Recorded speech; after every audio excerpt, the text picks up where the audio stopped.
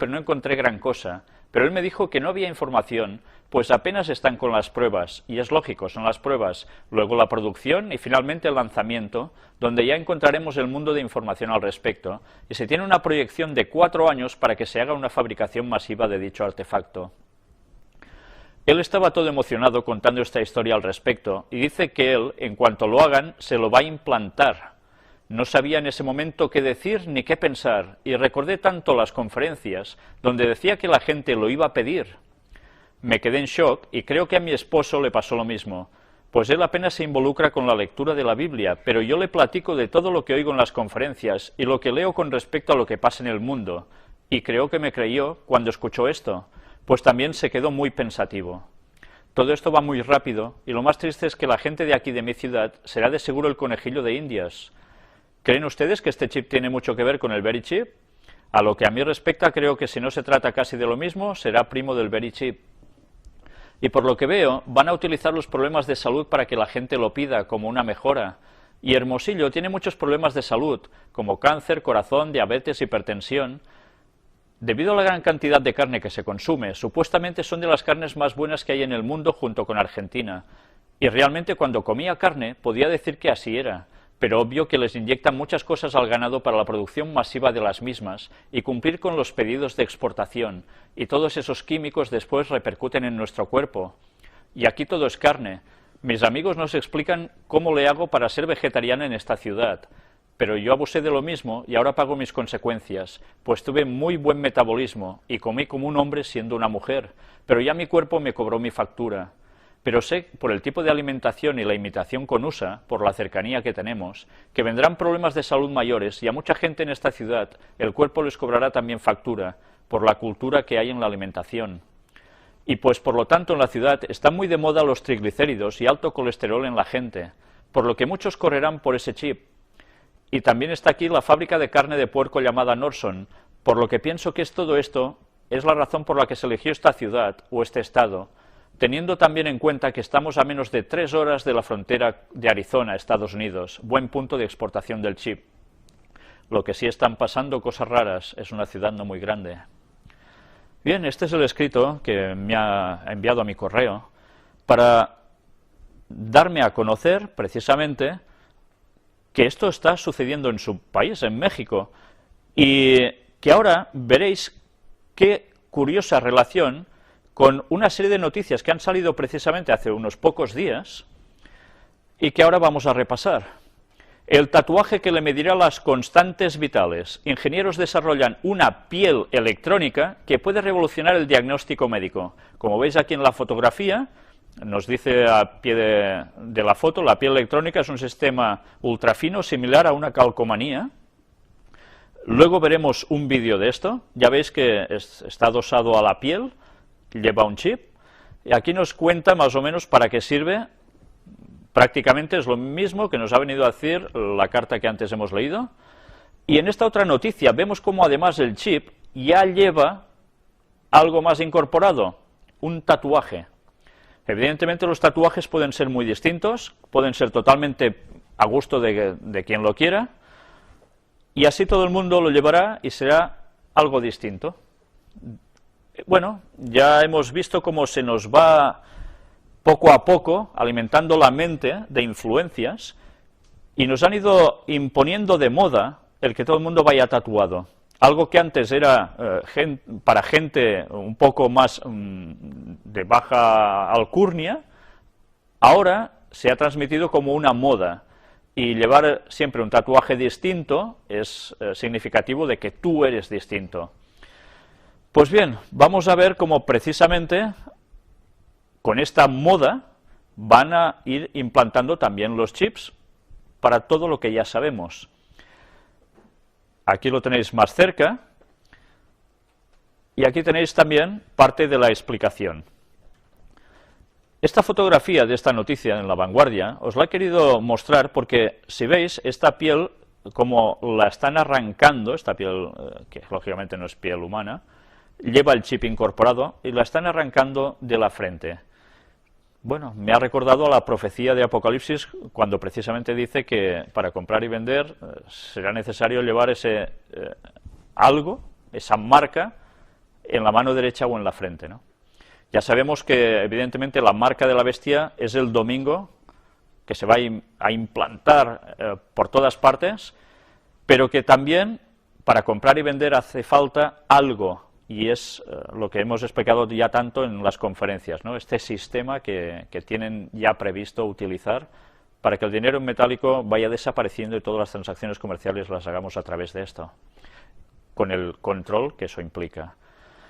Aquí tenéis el resto del artículo, es interesante ver cómo funciona todo. Y ahora ya vamos a mostrar en un vídeo la explicación de, bueno, no es hablado, ya lo veréis, la explicación de cómo se aplica este tatuaje con chip.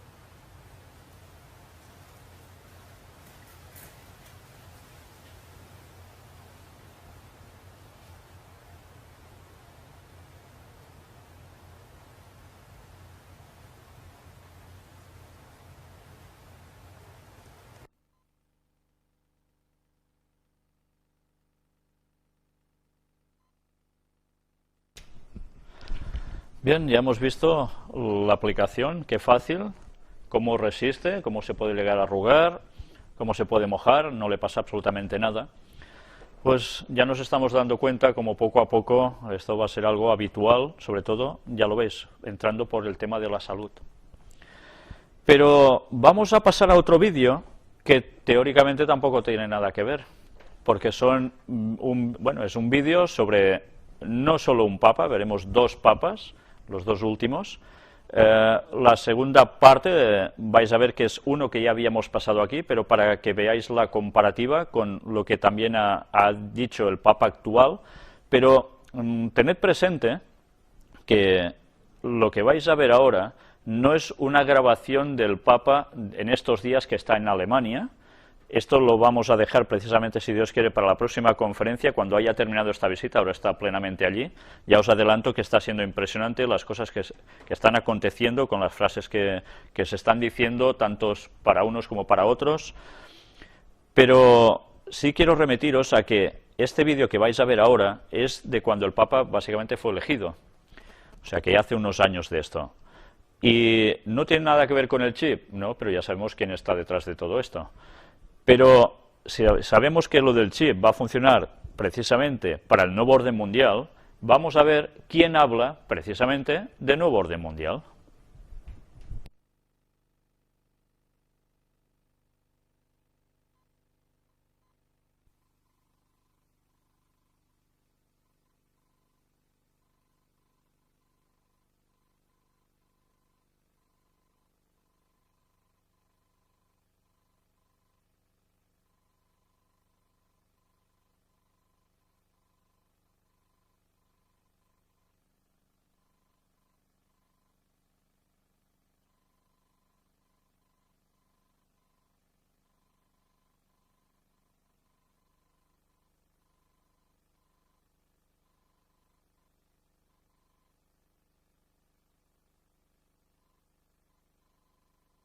Nell'edificazione di un nuovo ordine mondiale fondato di un nuovo ordine mondiale di un nuovo ordine mondiale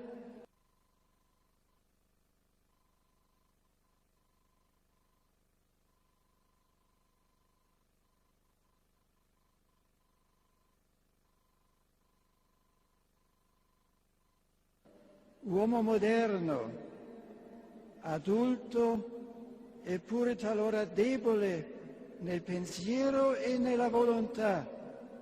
Lasciati prenda per mano dal bambino di Betlemme, non temere, fidati di lui.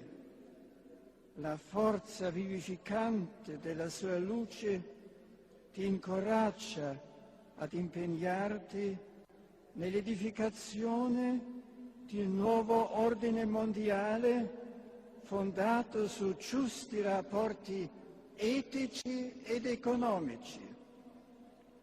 Il suo amore guidi i popoli e ne rischiare la comune coscienza di essere famiglia chiamata a costruire rapporti di fiducia e di vicendevole sostegno.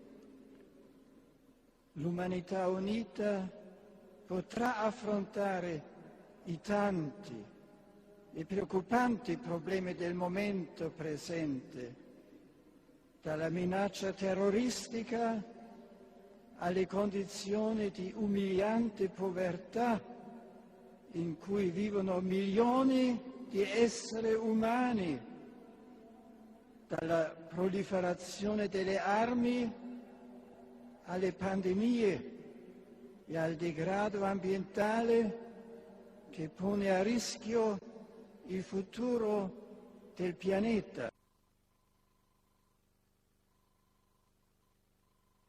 A new world order, a civilization of love can be achieved. May God guide us and bless us as we strive to walk together hand in hand and build together a world of peace.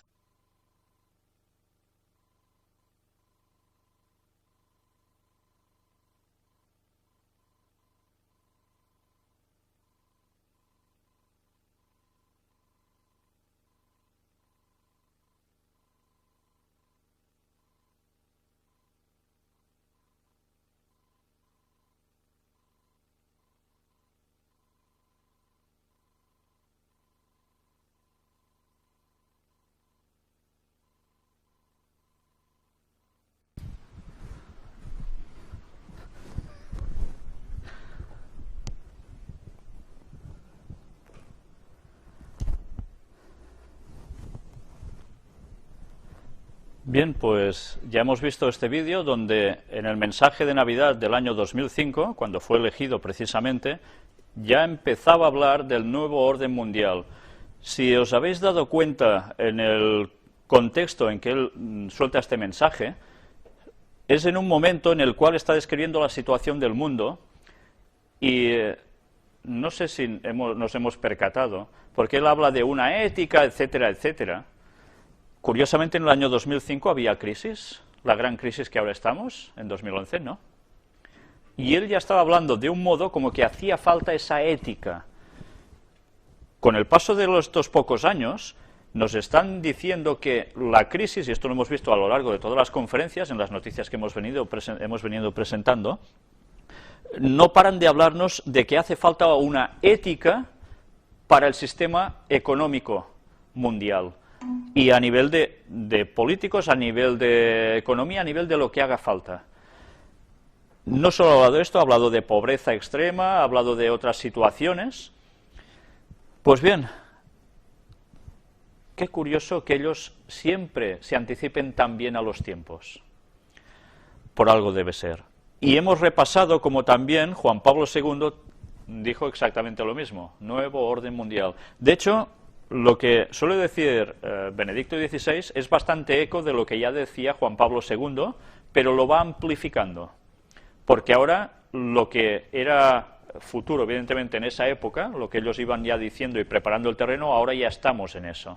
Y entonces ahora lo que hace Benedicto XVI es terminar de poner los puntos sobre las is y recalcar que esos cambios son necesarios, porque ya estamos en ese periodo. Pues bien, ahora ya no habrá más noticias para pasar. Quería haberos pasado alguna noticia, ha sido imposible por circunstancias, pero sí que en la próxima conferencia, cuando tratemos, si Dios quiere, el tema del Papa en Alemania, vamos a darnos cuenta una vez más de cómo el terreno que han venido preparando con tanto tiempo está teniendo sus frutos y que, aunque haya sido mal recibido en Alemania por ciertos sectores, vamos a ver todo lo que ha acontecido allí. Ha sido bastante importante y aún lo va a ser. Recordemos que estaba del 22 al 25 de este mes. Y bien, habrá un antes y un después de la visita del Papa a Alemania. Ya hablaremos largamente de eso. Ahora ya, sin más, vamos a pasar a la segunda parte del tema de los antediluvianos. Os advierto que quizás este tema va a durar 2 o 3 conferencias más, no lo sé exactamente, o sea que vais a quedar de antediluvianos hasta el moño, pero vamos a ir viendo todo un proceso que debemos conocer para que luego podamos darnos cuenta de cómo lo que nos enseñan como pretendida ciencia actualmente no lo es del todo, sino que está basado en hipótesis y teorías. Gracias a Dios nosotros hemos ido viendo cómo tanto los escritos bíblicos como los escritos del Espíritu de Profecía en Ellen White no han fallado jamás. Y con eso precisamente ponemos las bases para lo que después en una próxima conferencia iremos mostrando como pruebas de todo esto. Bien, si recordáis en la conferencia anterior nos quedamos con los escritos de Ellen White. Bien, vamos a seguir con ellos, pero antes quisiera introduciros con un texto en 2 de Pedro, capítulo 2 y versículo 5, donde nos dice: y si no perdonó al mundo antiguo, sino que guardó a Noé, pregonero de justicia, con otras 7 personas, trayendo el diluvio sobre el mundo de los impíos. Esta es la clave de todo. Dios guardó a Noé y a 7 personas más, 8 en total. El diluvio tambaleó la tierra, la transformó a tal modo que el mundo de los impíos desapareció. Pero luego el mundo volvió a las andadas. Vamos ya a entrar en estas citas de Ellen White. Aquí tenéis una foto suya, ya sabéis, de 1827 a 1915, cuando falleció. Y vamos a seguir leyendo del libro que lo dejamos en Patriarcas y Profetas. Os advierto que hoy todo lo que resta de conferencia va a ser precisamente sobre lecturas de ella y que nos va a ir dando detalles importantes de ese mundo antediluviano.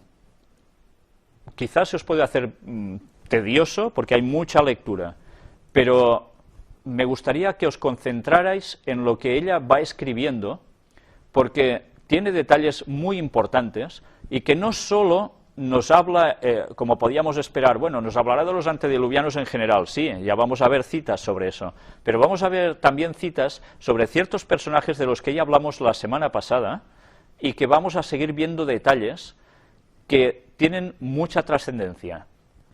Recordad que, como luego veremos también, lo que sucedió en el pasado se va a repetir y por eso se quedó registrado, para que nosotros aprendiésemos de la lección, porque si no, vamos a terminar también muy mal.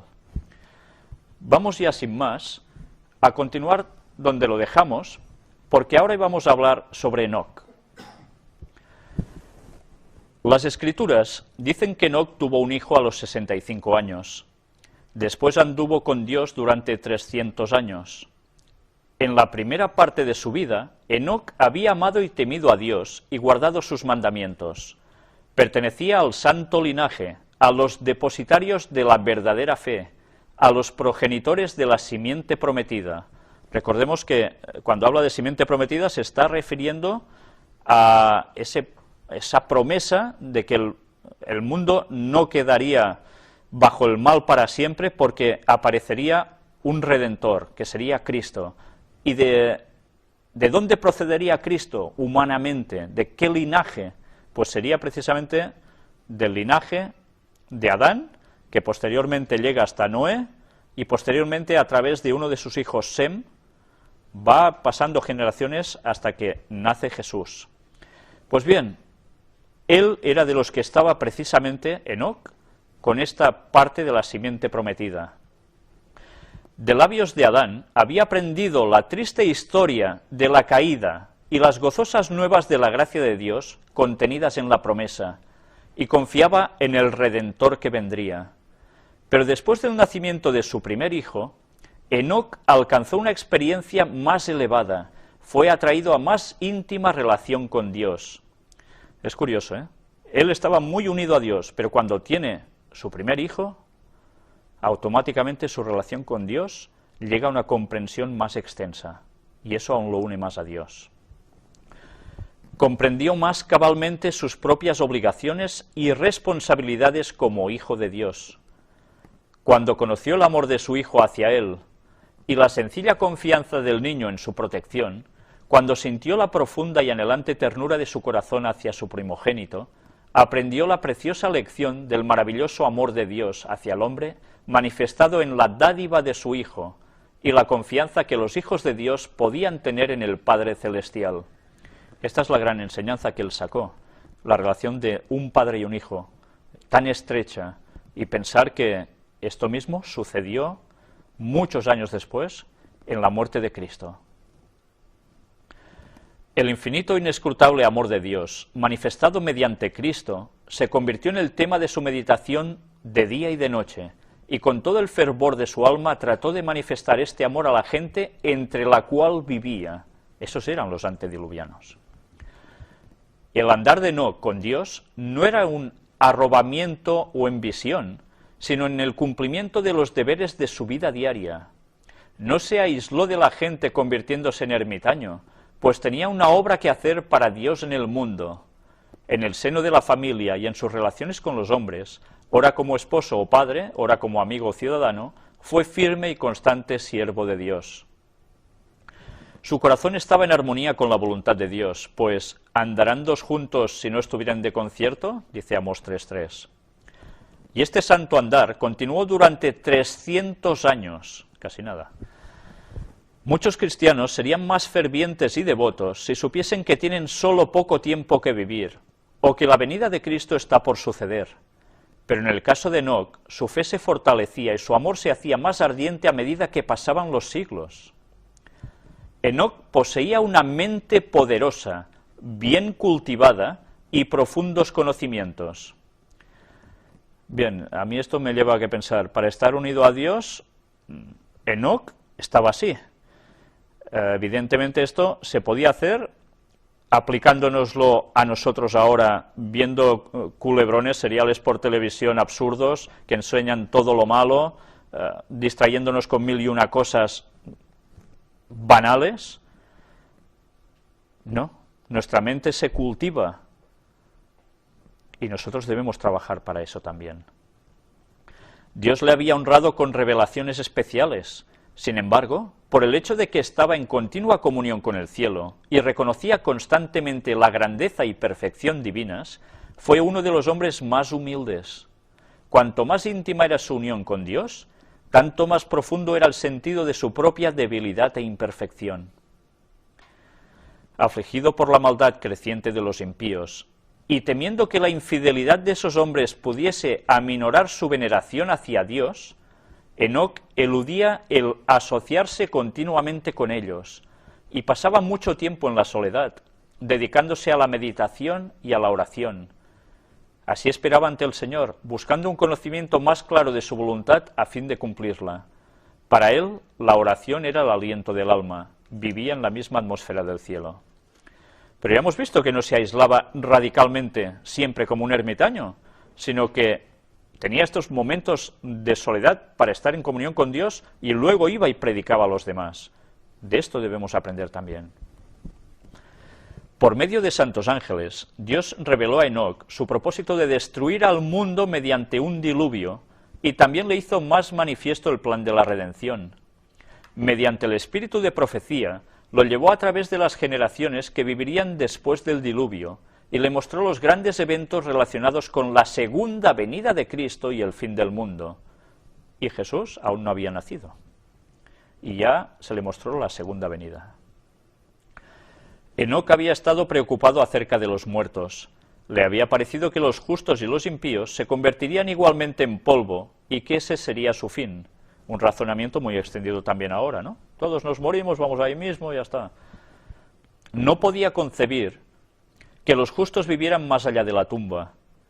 En visión profética se le instruyó concerniente a la muerte de Cristo y se le mostró su venida en gloria, acompañado de todos los santos ángeles para rescatar a su pueblo de la tumba, lo que implica una resurrección. También vio la corrupción que habría en el mundo cuando Cristo viniera por segunda vez, y habría una generación presumida, jactanciosa y empecinada, que negaría al único Dios y al Señor Jesucristo, pisoteando la ley y despreciando la redención. Vio a los justos coronados de gloria y honor, y a los impíos desechados de la presencia del Señor y destruidos por el fuego. Ya veis la descripción que hace aquí de cómo serían los tiempos de la segunda venida de Jesús. No sé si nos damos cuenta que esto encaja con el perfil de humanidad y de mundo que estamos teniendo ahora. El momento se está acercando. De ahí la importancia de sacar máximo provecho a lo que se nos escribe sobre Enoc. Enoc se convirtió en el predicador de la justicia e hizo saber al pueblo lo que Dios le había revelado. Los que temían al Señor buscaban a este hombre santo para compartir su instrucción y sus oraciones. También trabajó públicamente, dando los mensajes de Dios a todos los que querían oír las palabras de advertencia. Su obra no se limitaba a los descendientes de Set, a los que seguían lo que Dios quería. En la tierra donde Caín había tratado de huir de la divina presencia, el profeta de Dios dio a conocer las maravillosas escenas que había presenciado en visión. O sea, que fue a tierra de gente no convertida a Dios. He aquí, dijo, el Señor es venido con sus santos millares, a hacer juicio contra todos, y a convencer a todos los impíos, de entre ellos tocante a todas sus obras de impiedad que han hecho impíamente. Esto está escrito por Judas en el Nuevo Testamento, versículos 14 y 15, y hacen referencia a unas palabras proféticas de Enoc hablando del retorno de Jesús, la segunda venida. Enoc condenaba intrépidamente el pecado, mientras predicaba el amor de Dios en Cristo a la gente de aquel entonces, y les rogaba que abandonaran sus malos caminos, reprobaba la prevaleciente iniquidad y amonestaba a los hombres de su generación, manifestándoles que vendría el juicio sobre los transgresores. Bien, probad ahora vosotros de hacer lo mismo, saliendo a la calle y hablando a la gente de que están transgrediendo la ley de Dios, que esto no debe ser así, que nada de adulterios, que nada de no sé qué, nada de no sé cuánto. ¿Y qué reacción vais a esperar? Que pocos van a reaccionar, evidentemente. Eso pasó ya entonces. Pero él no se arrugó, dijo las cosas. El Espíritu de Cristo habló por medio de Enoc y se manifestaba no solo en expresiones de amor, compasión y súplica, pues los santos hombres no hablan solo palabras halagadoras. Dios pone en el corazón y en los labios de sus mensajeros las verdades que han de expresar a la gente, verdades agudas y cortantes como una espada de dos filos. Ahora parece ser que se quiere que solo se profetice de cosas buenas, cuando los profetas de Dios siempre han dicho las cosas como realmente eran. El poder de Dios que obraba con su siervo se hacía sentir entre los que le oían. Algunos prestaban oídos a la amonestación y renunciaban a su vida de pecado, pero las multitudes se mofaban del solemne mensaje y seguían más osadamente en sus malos caminos. En los últimos días, los siervos de Dios han de dar al mundo un mensaje parecido, que será recibido también con incredulidad y burla. El mundo antediluviano rechazó las palabras de amonestación del que anduvo con Dios, e igualmente la última generación no prestará atención a las advertencias de los mensajeros del Señor. ¿Os habéis encontrado con esto? Yo sí, probadlo, predicad a la gente. La reacción suele ser incredulidad, burla, pero siempre hay alguien que reacciona. En medio de una vida de activa labor, Enoc mantenía fielmente su comunión con Dios.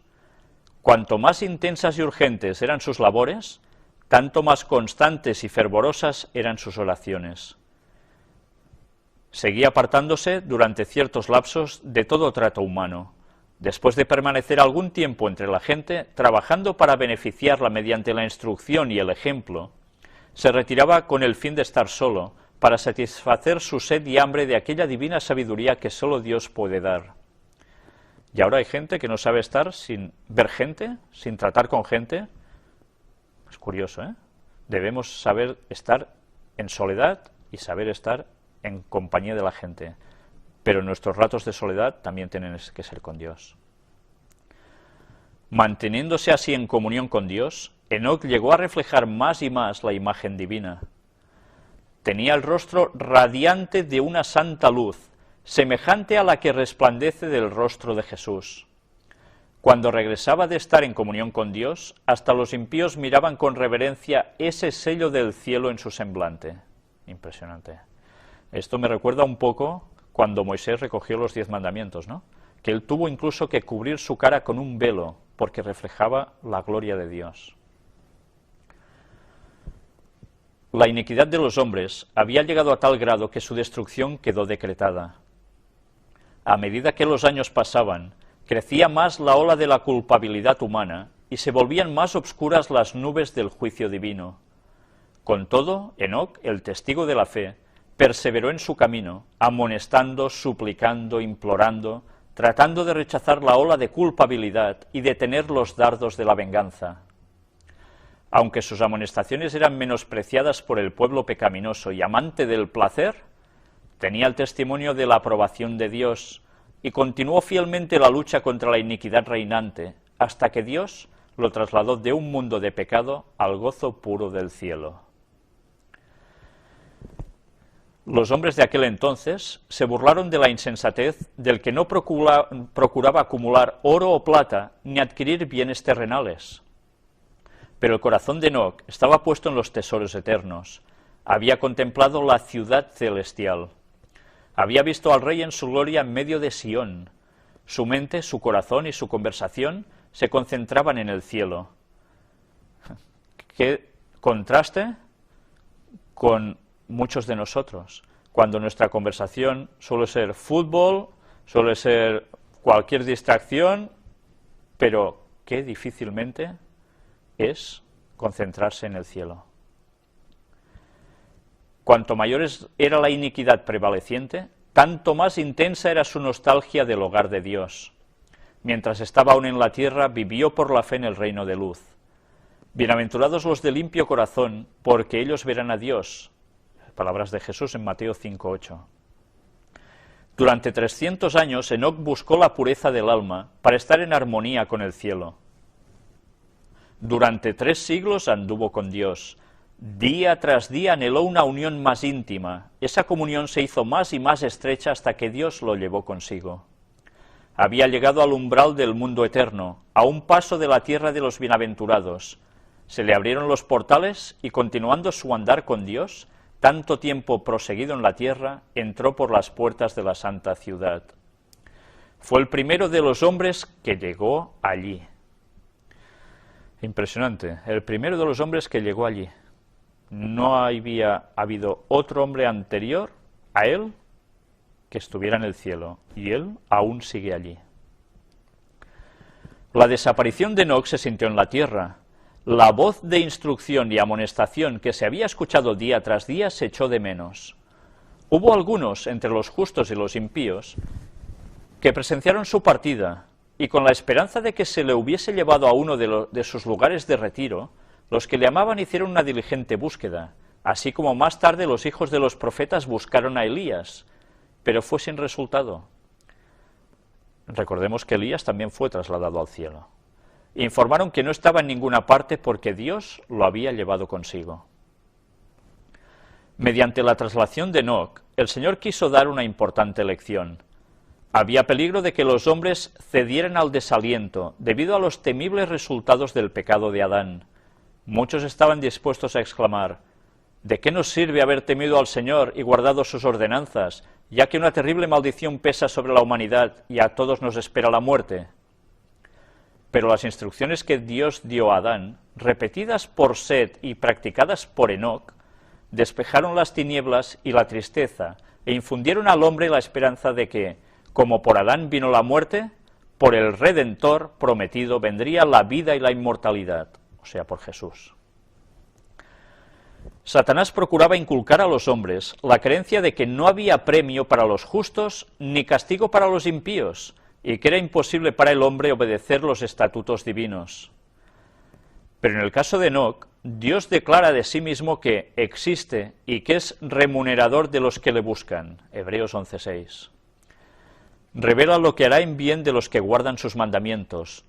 A los hombres se les demostró que se puede obedecer la ley de Dios, que aún viviendo entre pecadores corruptos, podían, mediante la gracia de Dios, resistir la tentación y llegar a ser puros y santos. Vieron en su ejemplo la bienaventuranza de esa vida, y su traslación fue una evidencia de la veracidad de su profecía acerca del porvenir que traerá un galardón de felicidad, gloria y vida eterna para los obedientes, y de condenación, pesar y muerte para el transgresor.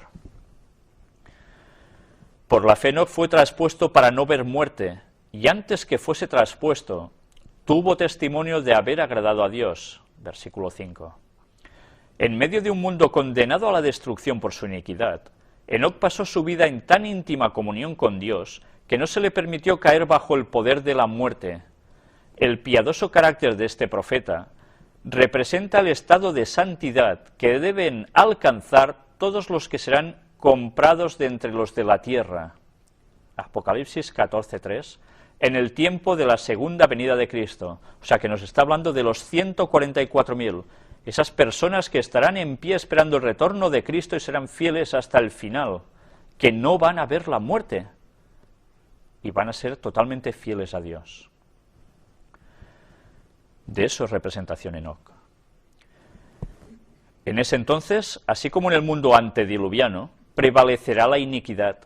Siguiendo los impulsos de su corrupto corazón y las enseñanzas de una filosofía engañosa, el hombre se rebelará contra la autoridad del cielo. Pero así como Enoc, el pueblo de Dios buscará la pureza de corazón y la conformidad con la voluntad de su Señor, hasta que refleje la imagen de Cristo. Tal como lo hizo Enoc, anunciarán al mundo la segunda venida del Señor y los juicios que merecerá la transgresión, y mediante su conversación y ejemplos santos condenarán los pecados de los impíos. Así como Enoc fue trasladado al cielo antes de la destrucción del mundo por el diluvio, así también los justos vivos serán traspuestos de la tierra antes de la destrucción por el fuego. Pero atención, no es ningún arrebatamiento secreto, como se está inculcando en muchas iglesias evangélicas y pentecostales, ¿no? Esto es justo cuando Cristo vuelve, que se los lleva, pero luego el mundo es destruido. Bueno, el fuego ya los destruye a este mundo en general, pero ellos son arrebatados para que esto no les suceda, pero no es un arrebatamiento anterior a la segunda venida de Jesús, como se quiere enseñar. Dice el apóstol: todos ciertamente no dormiremos, mas todos seremos transformados en un momento, en un abrir de ojo, a la final trompeta. O sea que hay una transformación de nuestra materia en ese momento. Porque el mismo Señor, con aclamación, con voz de arcángel y con trompeta de Dios, descenderá del cielo. Porque será tocada la trompeta, y los muertos serán levantados sin corrupción, y nosotros seremos transformados. Los muertos en Cristo resucitarán primero, luego nosotros, los que vivimos, los que quedamos, juntamente con ellos seremos arrebatados en las nubes a recibir al Señor en el aire, y así estaremos siempre con el Señor. Por tanto, consolaos los unos a los otros en estas palabras. Textos de 1 Corintios 15, 51 y 52, y 1 Tesalonicenses 4, del 16 al 18. Démonos cuenta también como Cristo, el auténtico, cuando vuelva no pondrá sus pies en tierra. Nosotros vamos a ser arrebatados hacia arriba. Cuando Satanás venga haciéndose pasar por Jesús, él sí va a pisar la tierra. Esto lo encontraréis también en una predicación que hay junto a las conferencias que titulé La segunda venida de Jesús, donde se detalla todo esto con textos bíblicos. Y bien, si hemos visto toda esta historia de Enoc, vamos a ver en este otro libro también de Ellen White, La historia de la redención, una parte sobre Caín y Abel. Vamos a retroceder un poco en la historia.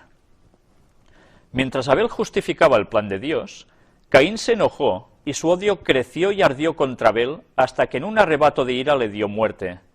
Muchas personas se preguntan, ¿por qué lo mata? Por si los dos presentan cosas, uno fruta y el otro oveja. Bien, hay una explicación de por qué pasa toda esa situación que lleva a Caín a rebelarse contra su hermano. El Señor preguntó a Caín dónde estaba su hermano, y éste contestó con una mentira. No sé, ¿soy yo acaso guarda de mi hermano? Dios le informó que estaba al tanto de su pecado, que conocía todos sus actos, hasta los pensamientos de su corazón, y le dijo: la voz de la sangre de tu hermano clama a mí desde la tierra. Ahora, pues, maldito seas tú de la tierra, que abrió su boca para recibir de tu mano la sangre de tu hermano. Cuando labres la tierra, no te volverá a dar su fuerza. Errante y extranjero serás en la tierra. La maldición sobre la tierra fue al principio muy leve, pero entonces, después de la muerte de Abel, recayó sobre ella una doble maldición. Caín y Abel representan dos clases de personas: los justos y los impíos, los creyentes y los incrédulos, que debían existir desde la caída del hombre hasta la segunda venida de Cristo.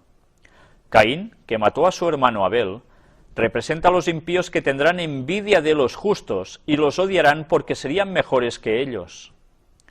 Sentirían celos de los justos y los perseguirían y matarían porque sus buenas obras condenarían su conducta pecaminosa.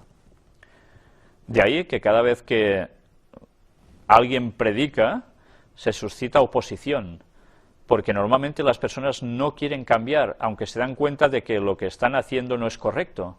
Pero ¿qué es mejor para ellos o más fácil? ¿Cambiar su conducta o eliminar al que les dice algo? Pues eso es lo que ha sucedido a lo largo de la historia, y eso es lo que va a volver a suceder, pero de modo cuantioso. La vida de Adán fue una vida de tristeza, humildad y continuo arrepentimiento. Al enseñar a sus hijos y a sus nietos a temer a Jehová, con frecuencia se le reprochó amargamente su pecado, que había causado tanta miseria a su posteridad. Cuando salió del hermoso Edén, el pensamiento de que debía morir lo sacudió de horror. La muerte le pareció una terrible calamidad.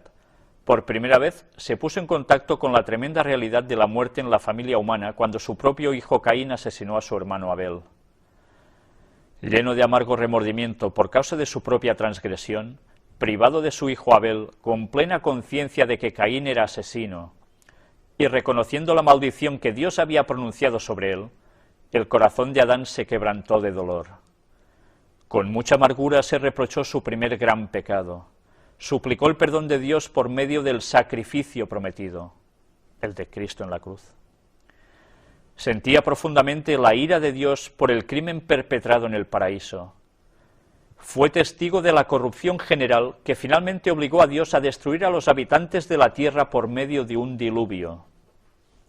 La sentencia de muerte que había pronunciado sobre él su hacedor, que al principio le había parecido terrible, después de haber vivido algunos siglos le pareció justa y misericordiosa de parte de Dios, pues ponía fin a una vida miserable.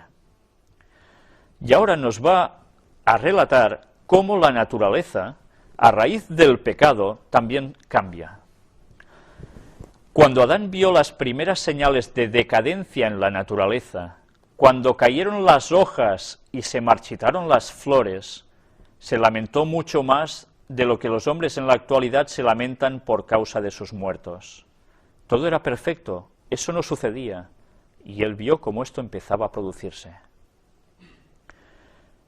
Las flores marchitas no eran la mayor causa de su pena, por ser más tiernas y delicadas, sino los altos, nobles y robustos árboles que perdían sus hojas y se deterioraban. Era para él un preanuncio de la destrucción general de la hermosa naturaleza que Dios había creado para que beneficiara especialmente al hombre.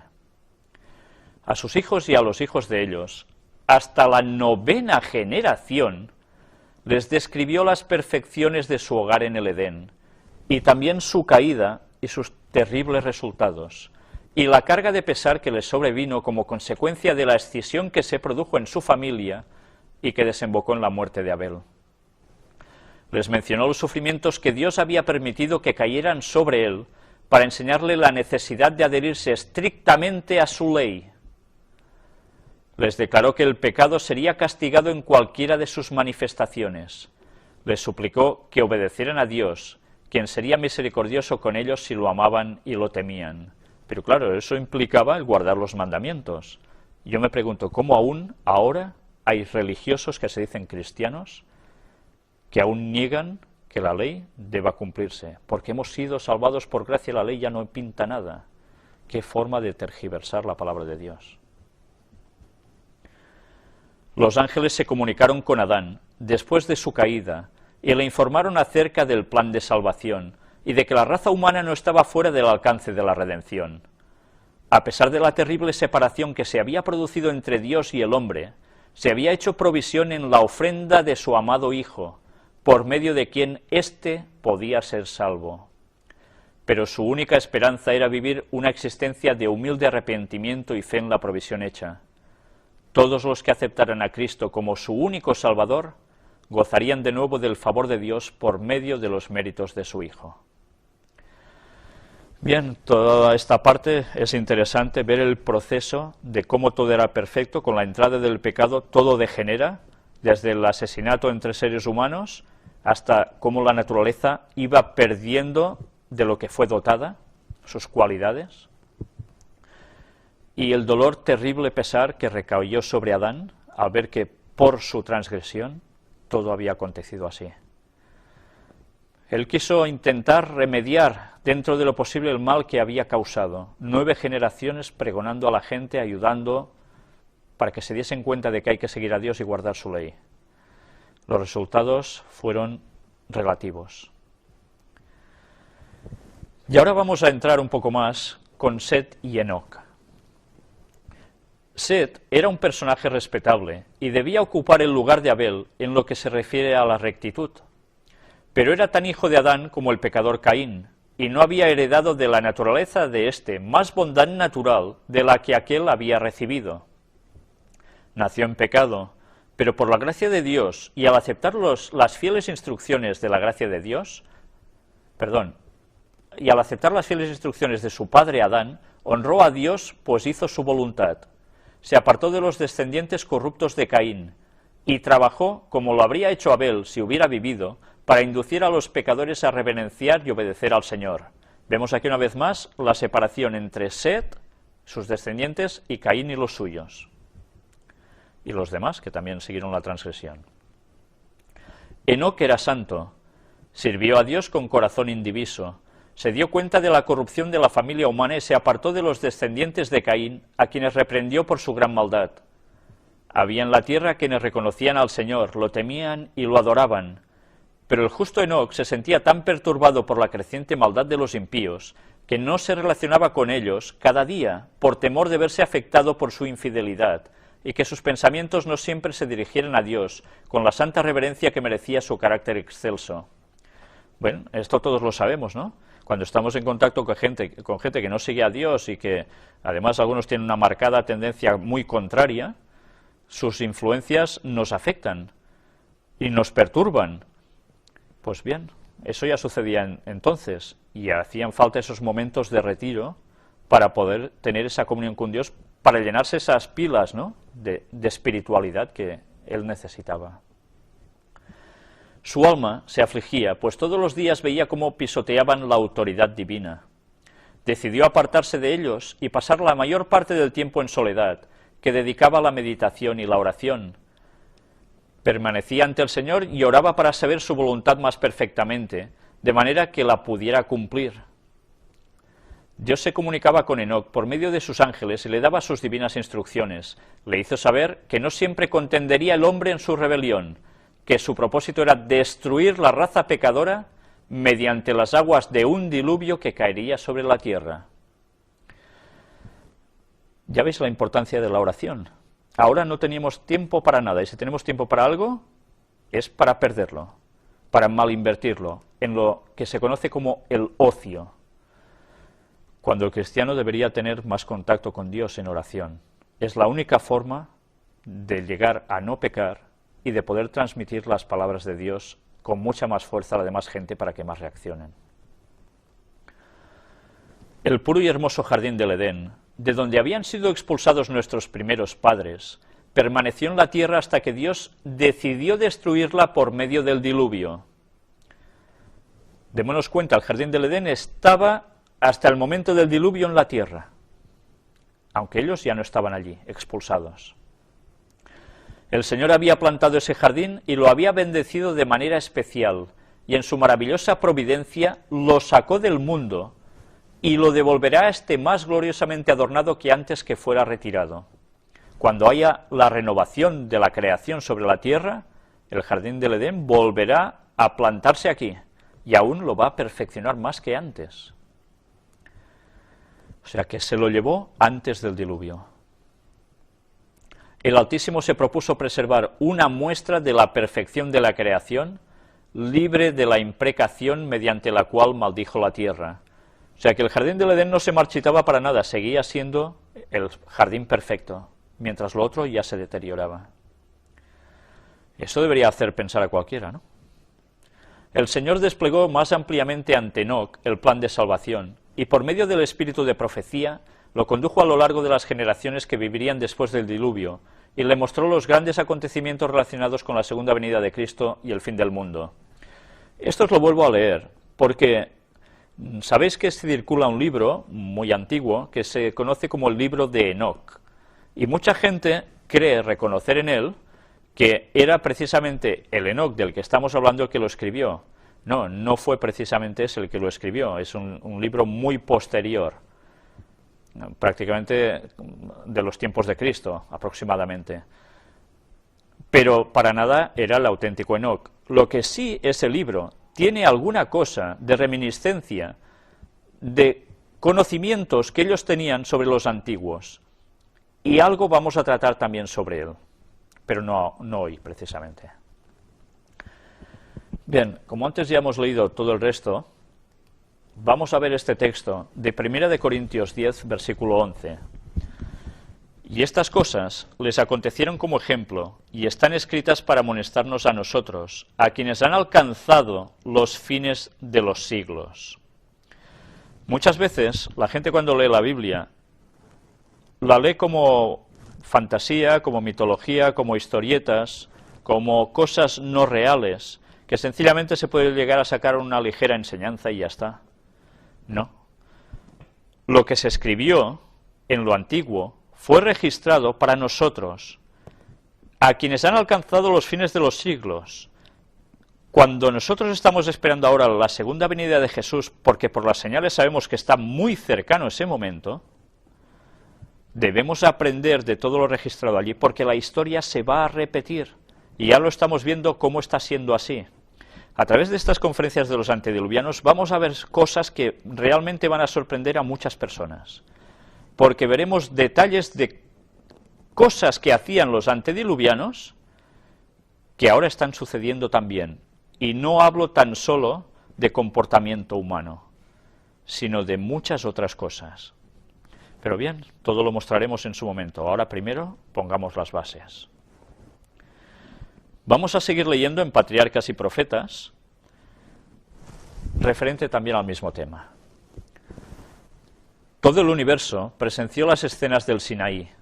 Aquí estamos hablando de una escena muy posterior al diluvio, cuando Moisés recibe los 10 mandamientos. En la actuación de las dos administraciones se vio el contraste entre el gobierno de Dios y el de Satanás. Otra vez, los inmaculados habitantes de los otros mundos volvieron a ver los resultados de la apostasía de Satanás y la clase de gobierno que él habría establecido en el cielo si se le hubiera dejado dominar. ¿Os habéis dado cuenta de que aquí Helen White habla de habitantes de otros mundos? No está hablando de ángeles, está hablando de personas, de seres, que viven en otros mundos. También hay gente en otros mundos, y algún día hablaremos también sobre ellos. Al hacer que los hombres violaran el segundo mandamiento, Satanás se propuso degradar el concepto que tenían del ser divino. Anulando el cuarto mandamiento, el del sábado, les haría olvidar completamente a Dios. El hecho de que Dios demande reverencia y adoración por sobre los dioses paganos se funda en que Él es el creador y que todas las demás criaturas le deben a Él su existencia. No nos creó, dice aquí, ningún marcianito, ni venimos por casualidad. No, no. Le debemos la existencia a nuestro Creador. Así lo presenta la Biblia. Dice el profeta Jeremías: Jehová Dios es la verdad. Él es Dios vivo y Rey eterno. Los dioses que no hicieron los cielos ni la tierra, perezcan de la tierra y de debajo de estos cielos. El que hizo la tierra con su potencia, el que puso en orden el mundo con su saber, y extendió los cielos con su prudencia. Todo hombre se embrutece y le falta ciencia. Avergüéncense de su vaciadizo todo fundidor, porque mentira es su obra de fundición, y no hay espíritu en ellos. Vanidad son, obras de escarnios. En el tiempo de su visitación perecerán. No es como ellos la suerte de Jacob, porque él es el hacedor de todo. Jacob es otra forma de escribir Israel. Y el texto estaba en Jeremías 10, del 10 al 16.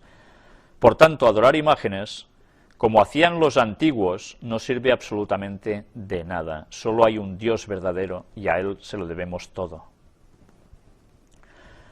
El sábado, como recordatorio del poder creador de Dios, le señala a Él como hacedor de los cielos y de la tierra. Por lo tanto, es un testimonio perpetuo de su existencia y un recuerdo de su grandeza, su sabiduría y su amor. Si el sábado se hubiera santificado siempre, jamás habría podido haber ateos ni idólatras.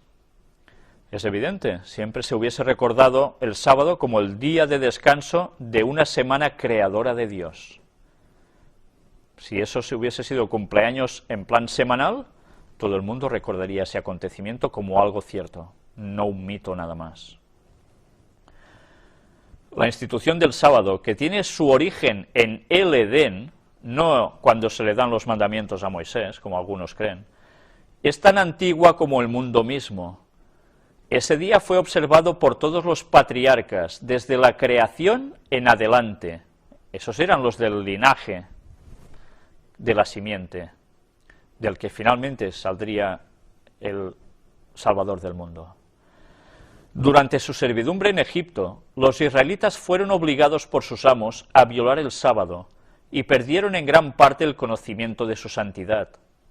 cuando se proclamó la ley en el Sinaí, las primeras palabras del cuarto mandamiento fueron: acuérdate de santificar el día del sábado, lo cual demuestra que el sábado no se instituyó entonces, se señala su origen haciéndolo remontar a la creación.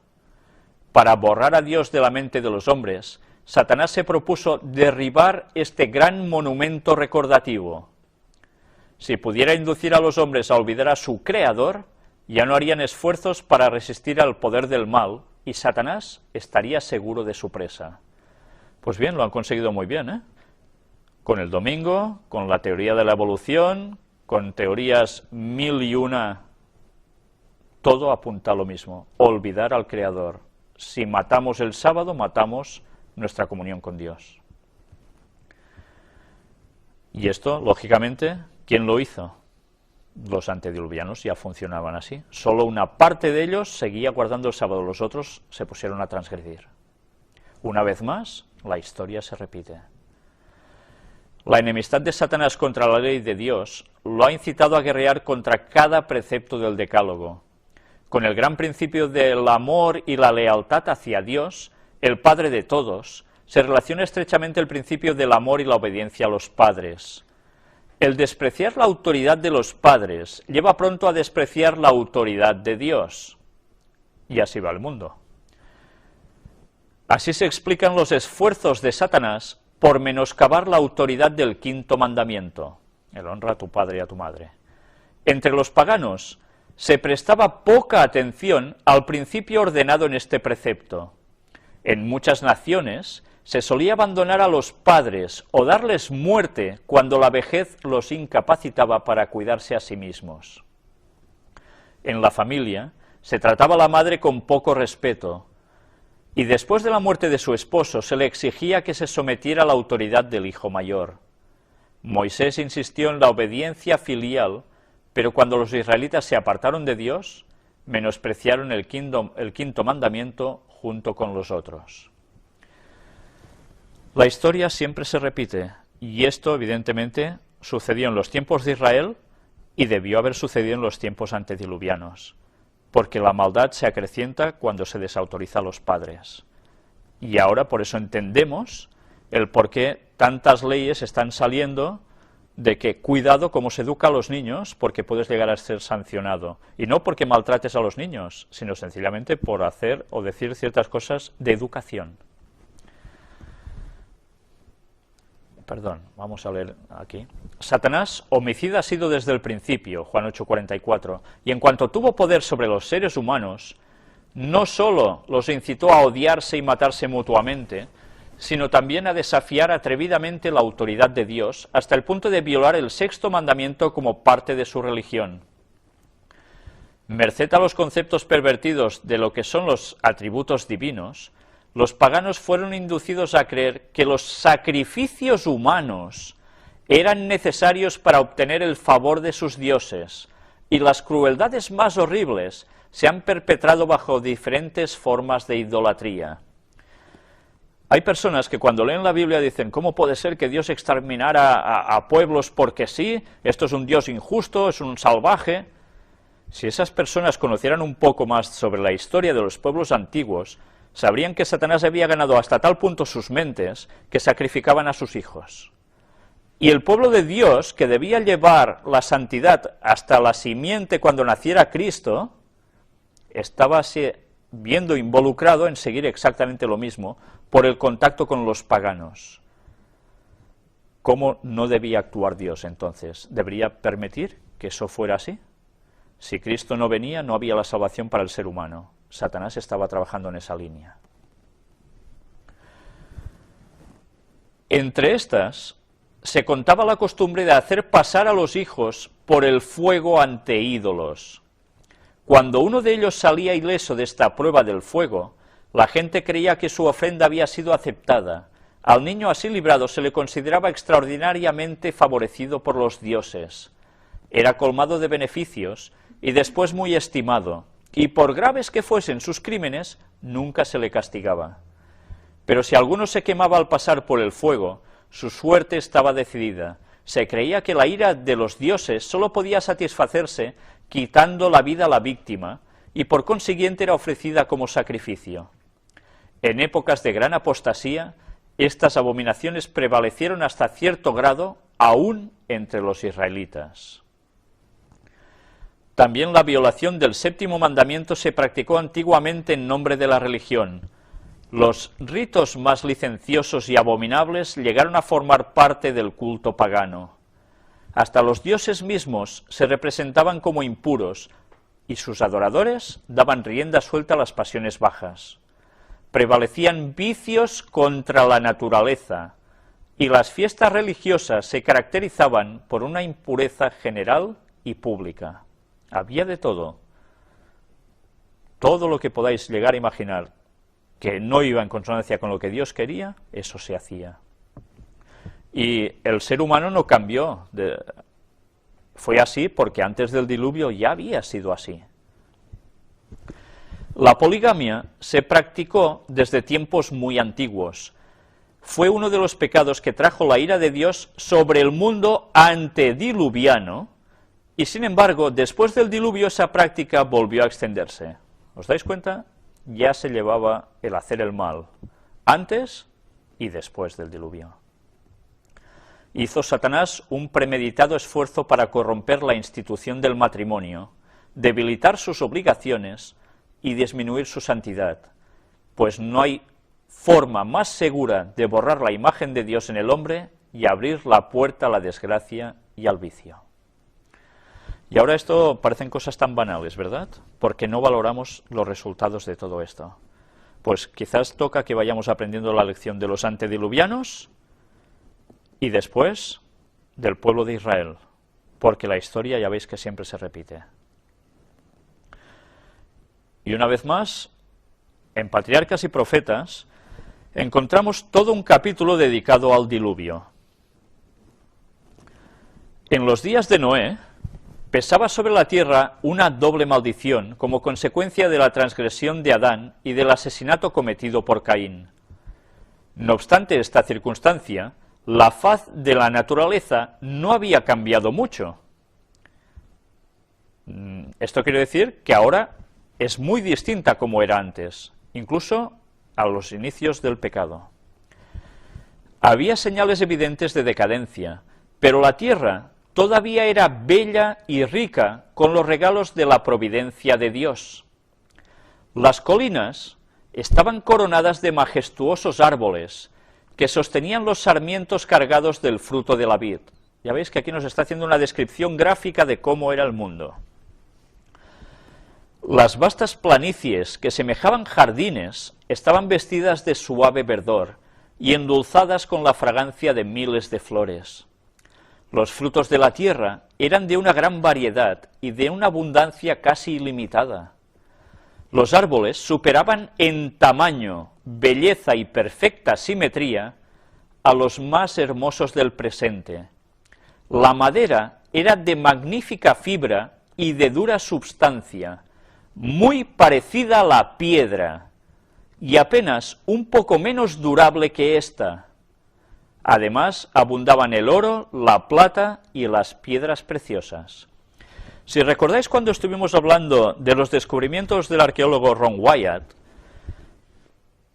volveremos a hablar sobre ellos más adelante también, pero en una de las partes que tratamos sobre sus descubrimientos, vimos restos de una madera petrificada sobre el arca de Noé.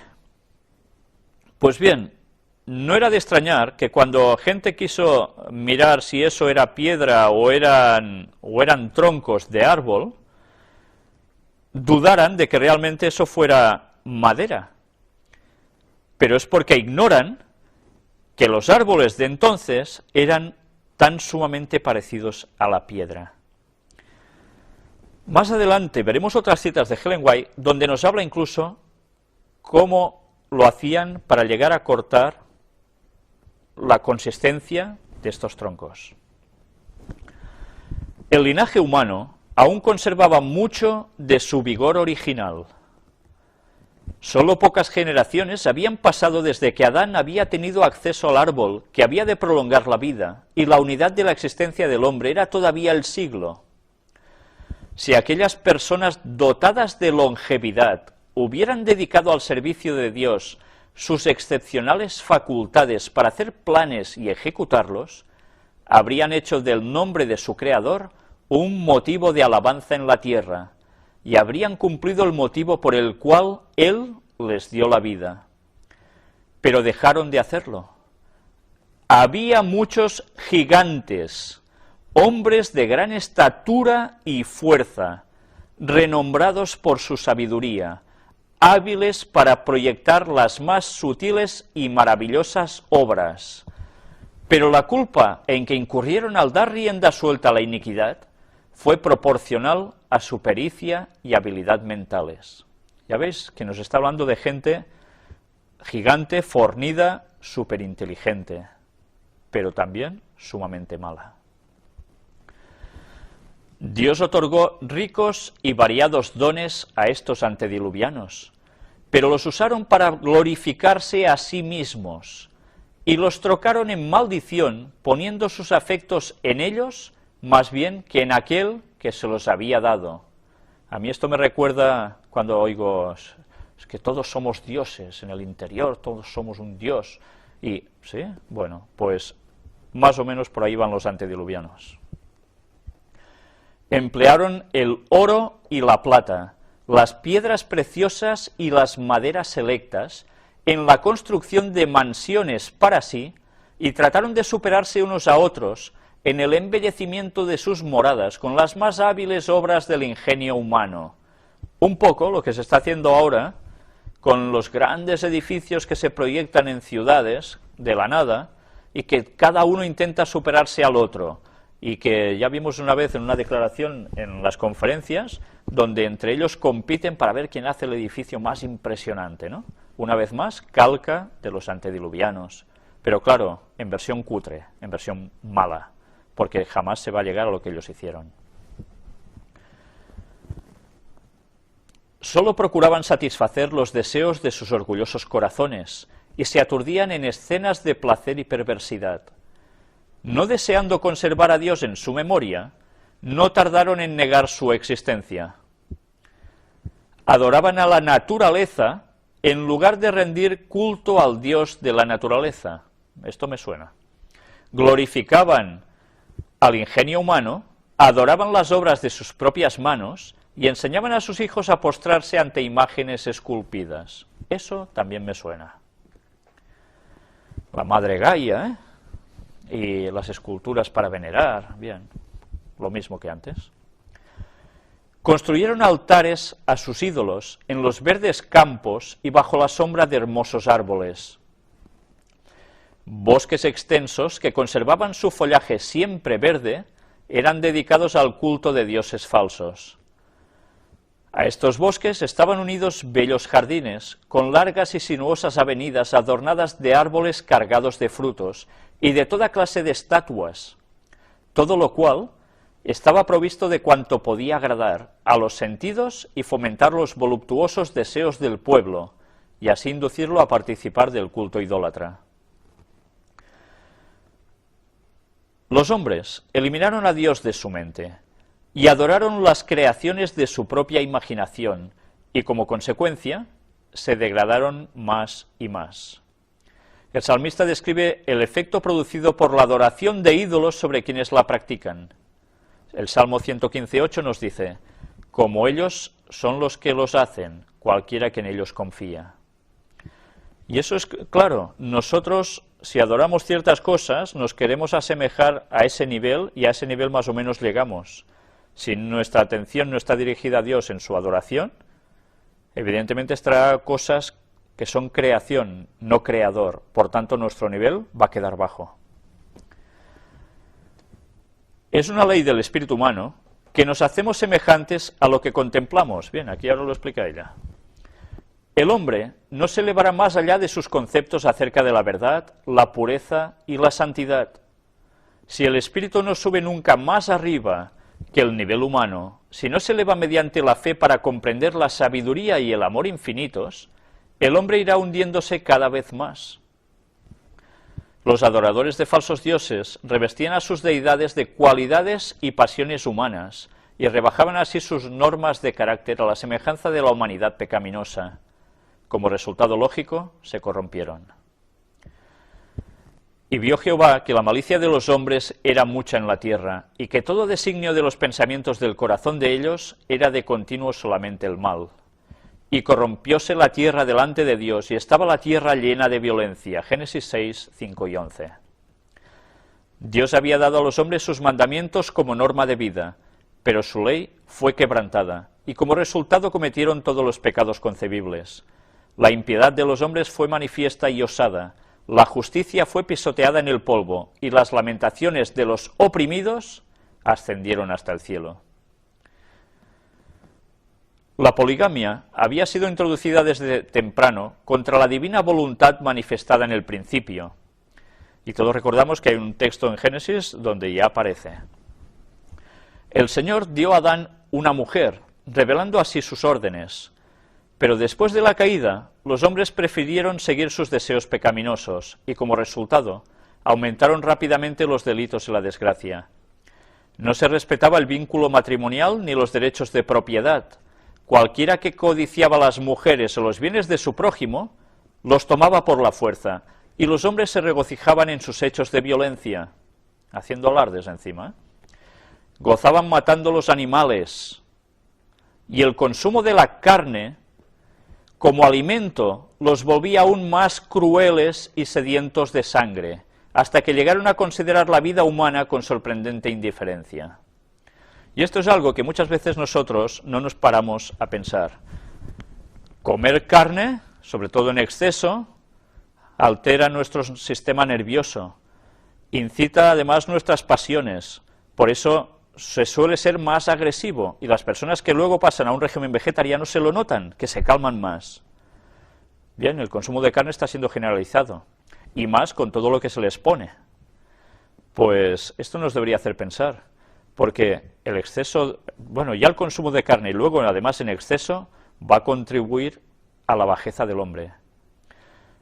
Y recordemos que hay una cita donde nos dice que el pueblo que esté esperando a Dios en su retorno va a ser vegetariano.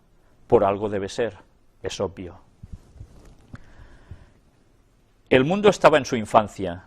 No obstante, la iniquidad del género humano se había hecho tan profunda y general que Dios no pudo soportarla más y dijo: raeré los hombres que he criado de sobre la faz de la tierra. Versículo 7.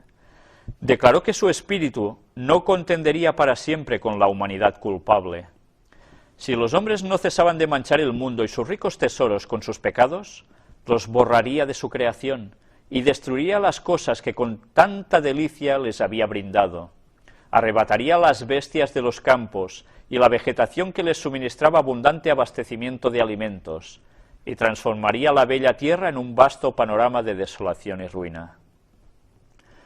En medio de la corrupción reinante, Matusalén, Noé y muchos más trabajaron para conservar el conocimiento del verdadero Dios y para detener la ola del mal. 120 años antes del diluvio, el Señor, mediante un santo ángel, comunicó a Noé su propósito y le ordenó que construyese un arca. Mientras la construía, había de predicar que Dios iba a traer sobre la tierra un diluvio para destruir a los impíos. Los que creyesen en el mensaje y se preparasen para ese acontecimiento mediante el arrepentimiento y la reforma, obtendrían perdón y serían salvos. Enoc había repetido a sus hijos lo que Dios le había manifestado tocante al diluvio, y Matusalén y sus hijos, que alcanzaron a oír las prédicas de Noé, le ayudaron en la construcción del arca. No era Noé solo trabajando. A veces nos imaginamos al pobre Noé y sus pocos parientes dándole al martillo. No, no. Había más gente con él, y entre ellos estaban los que hemos citado ahora. Dios dio a Noé las dimensiones exactas del arca y explícitas instrucciones acerca de todos los detalles de su construcción.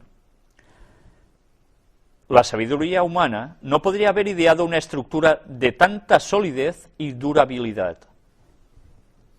¿Nunca os habéis planteado el por qué cuando leéis el relato del diluvio en Génesis se da tanta explicación de cómo debía ser construida el arca?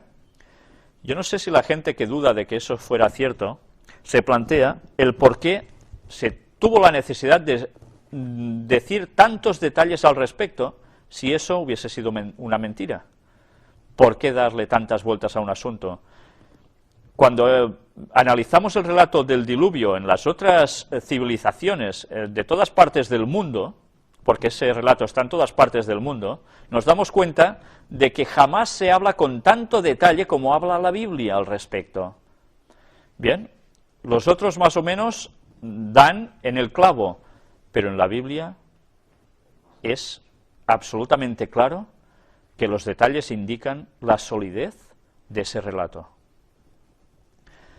Dios fue el diseñador y Noé el maestro constructor. Se construyó como el casco de un barco para que pudiese flotar en el agua, pero en ciertos aspectos se parecía más a una casa. Tenía 3 pisos, con solo una puerta en un costado. La luz entraba por la parte superior, y las distintas secciones estaban arregladas de tal manera que todas recibían luz. En la construcción del arca se empleó madera de ciprés que duraría cientos de años. Más adelante, ahora que hemos hablado de la luz, vamos a ver cómo había algo más que luz natural dentro del arca. Pero eso ya lo veremos en su momento. De momento aquí lo que vemos es que de luz exterior se recogía, también se distribuía por las estancias.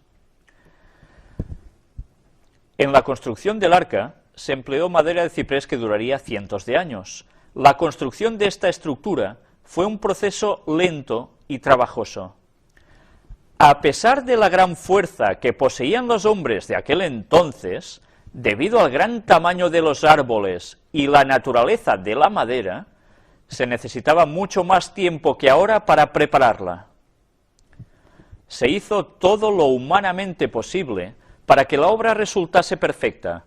Sin embargo, el arca de por sí no hubiera podido soportar la tempestad que había de venir sobre la tierra. Solo Dios podía guardar a sus siervos de las aguas borrascosas. La mano de Dios debía estar con ellos.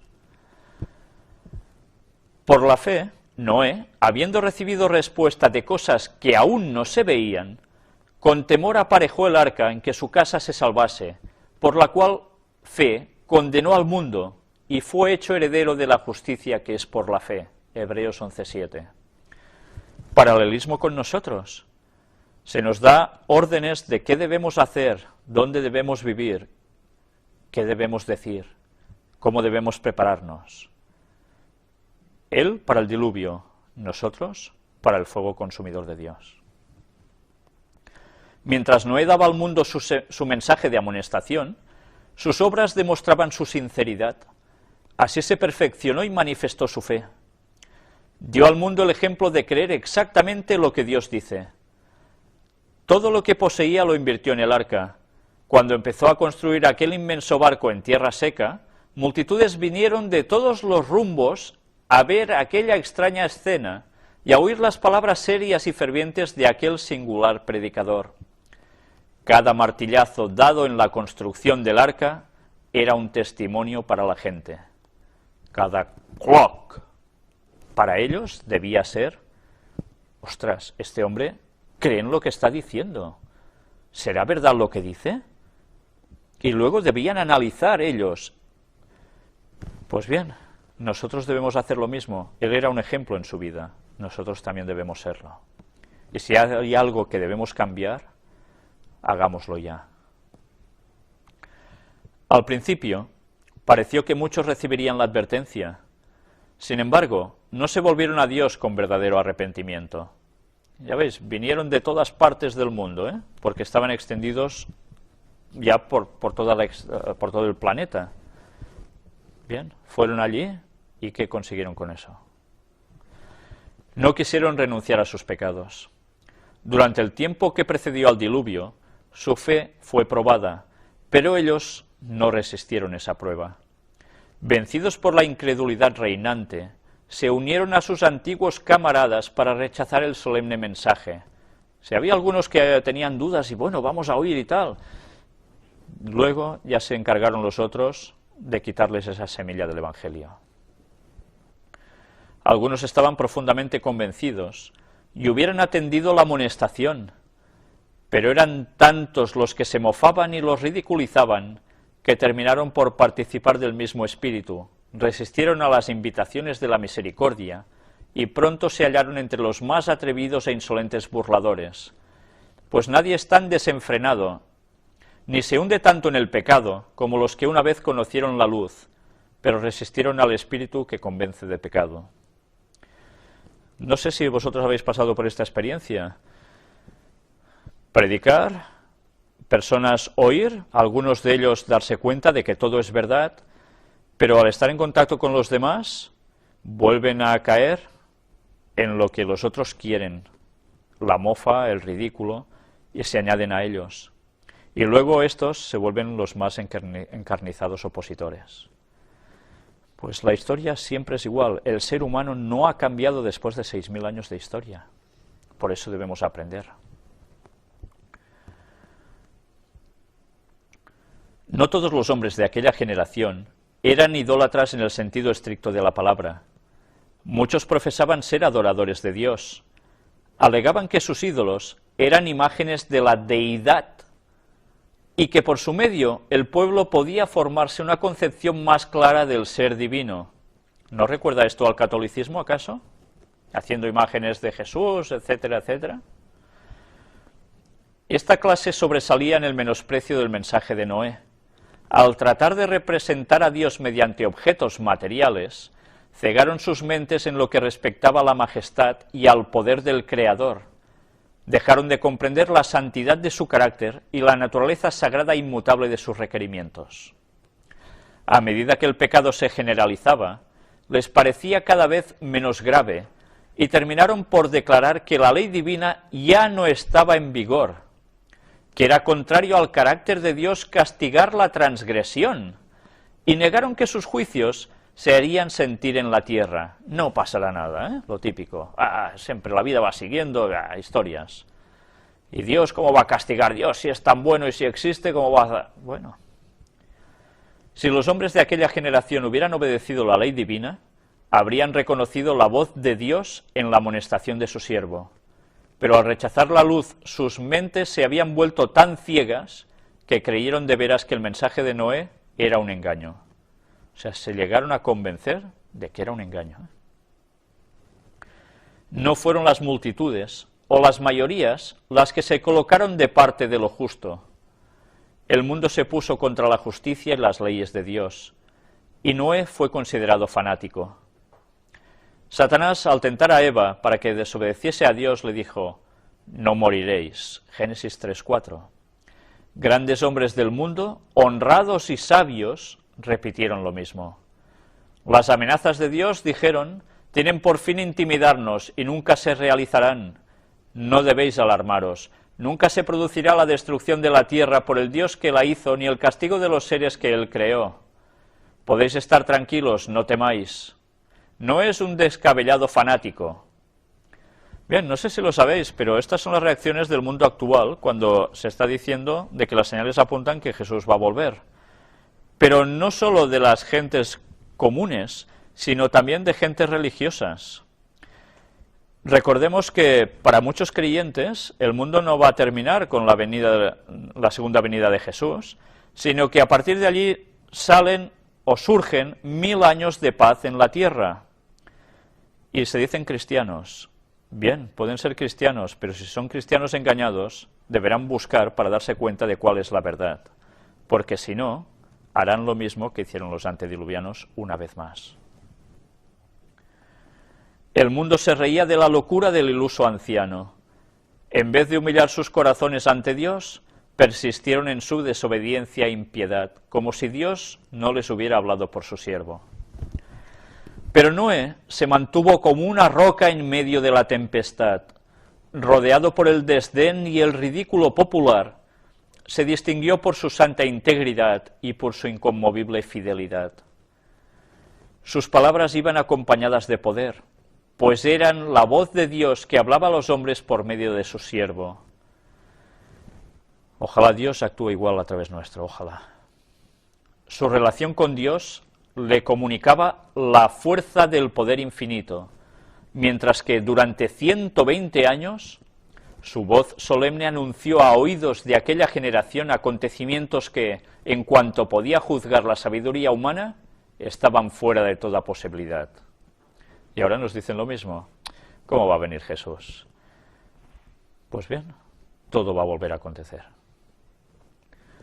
El mundo antediluviano razonaba que las leyes de la naturaleza habían sido estables durante muchos siglos. Las estaciones se habían sucedido unas a otras en orden. Hasta entonces nunca había llovido. La tierra había sido regada por una niebla o el rocío. Los ríos nunca habían salido de sus cauces, sino que habían llevado sus aguas libremente hacia el mar. Leyes fijas habían mantenido las aguas dentro de sus límites naturales. Pero estos razonadores no reconocían la mano del que había detenido las aguas diciendo: hasta aquí vendrás y no pasarás adelante. Texto que se encuentra en Job 38:11.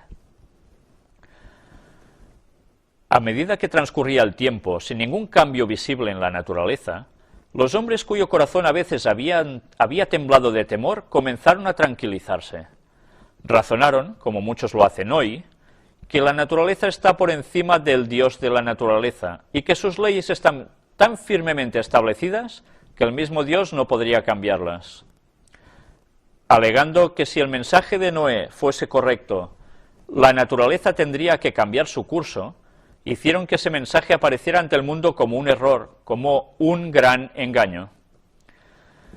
Demostraron su desdén por la amonestación de Dios, haciendo exactamente las mismas cosas que habían hecho antes de recibir la advertencia. Es curioso, ahora cuando he leído lo de que decían un gran engaño, hay personas que a veces me escriben cuando ven alguna de las conferencias y dicen: esto sí que es un gran engaño lo que cuentas aquí, ¿no? Pues bien, no es de ahora, ya veis que antes se hacía lo mismo. Continuaron sus fiestas y glotonerías. Siguieron comiendo y bebiendo, plantando y edificando, haciendo planes con referencia a beneficios que esperaban obtener en el futuro, y se hundieron más profundamente en la impiedad y el obstinado menosprecio de los requerimientos de Dios, para mostrar que no temían al Ser infinito. Afirmaban que si fuese cierto lo que Noé había dicho, los hombres de fama, los sabios, los prudentes y los grandes lo habrían comprendido. Ahora nos dicen: si fuera cierto lo que decís, lo estarían diciendo por la tele, en las noticias, lo estarían diciendo gente en documentales. ¿Sí? Si los antediluvianos hubiesen creído la advertencia y se hubiesen arrepentido de sus obras impías, el Señor habría desistido de su ira, como lo hizo más tarde con Nínive. Cuando sigáis avanzando en la lectura bíblica, os daréis cuenta que hay un profeta que tiene que ir a esta ciudad, a Nínive, con una advertencia: si no cambiáis, Dios pondrá punto y final. Ellos reaccionaron y cambiaron, y Dios no los destruyó. Pues esto es lo que aquí nos está hablando. Pero con su obstinada resistencia a los reproches de la conciencia y a las advertencias del profeta de Dios, aquella generación llenó la copa de su iniquidad y maduró para la destrucción. Su tiempo de gracia estaba a punto de concluir. Noé había seguido fielmente las instrucciones que había recibido de Dios. El arca se terminó en todos sus aspectos como Dios lo había mandado, y fue provista de alimentos para los hombres y las bestias. Y entonces el siervo de Dios dirigió su última y solemne súplica a la gente. Con anhelo indecible les rogó que buscasen refugio mientras era posible encontrarlo. Nuevamente rechazaron sus palabras y alzaron sus voces en son de burla y de mofa. De repente reinó el silencio entre aquella multitud escarnecedora. Animales de toda especie, desde los más feroces hasta los más mansos, se veían venir de las montañas y los bosques y dirigirse tranquilamente hacia el arca. Se oyó un ruido como de un fuerte viento, y aquí los pájaros, que venían de todas direcciones en tal cantidad que obscurecieron los cielos y entraban en el arca en perfecto orden. Los animales obedecían la palabra de Dios, mientras que los hombres la desobedecían. Esto sí que es ser burro, literalmente, ¿eh? No, porque los burros obedecieron. Dirigidos por santos ángeles, de 2 en 2 entraron a Noé en el arca, y los animales limpios de 7 en 7. Génesis 7, versículos 9 y 2. Vaya escena, ¿eh? Ver que los animales, sin ir guiados por nadie visualmente, se acercan y entran en perfecto orden.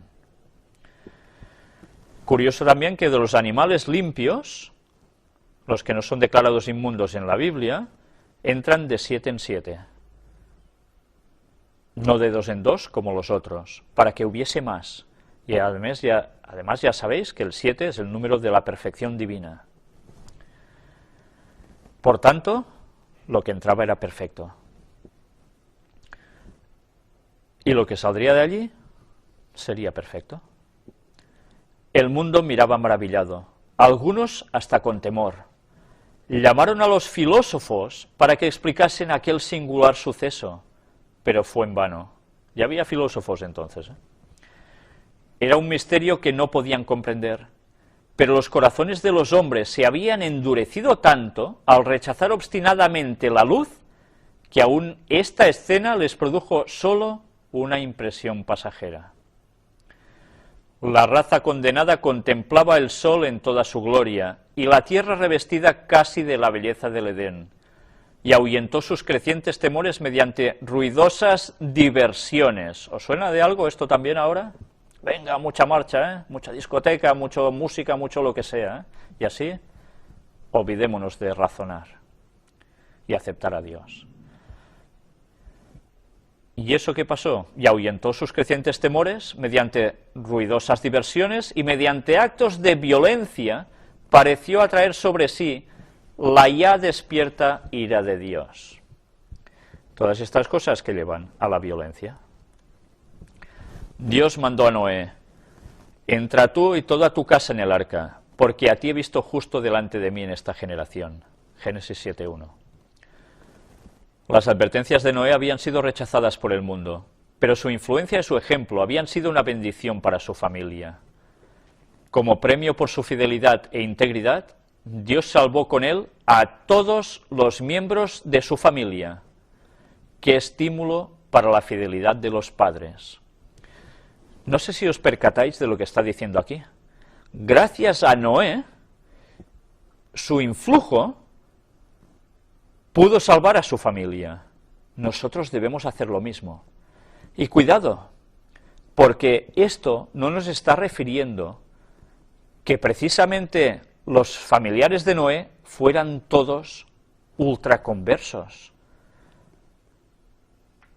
¿Por qué constato esto? ¿Qué pasó después del diluvio? ¿Cuántos de los hijos de Noé siguieron en los caminos de Dios? De 3, solo 1. Y por eso la historia volvió a ser como antes. La misericordia dejó de suplicar a la raza culpable. Las bestias de los campos y las aves del aire habían entrado en su refugio. Noé y su familia estaban en el arca y Jehová le cerró la puerta. Versículo 16. No la cerró él, la cerró Jehová. Se vio un relámpago deslumbrante y una nube de gloria más vívida que el relámpago descendió del cielo para cernerse ante la entrada del arca. Casi nada. La maciza puerta, que no podían cerrar los que estaban dentro, fue puesta lentamente en su sitio por manos invisibles. Noé quedó adentro y los que habían desechado la misericordia de Dios quedaron afuera.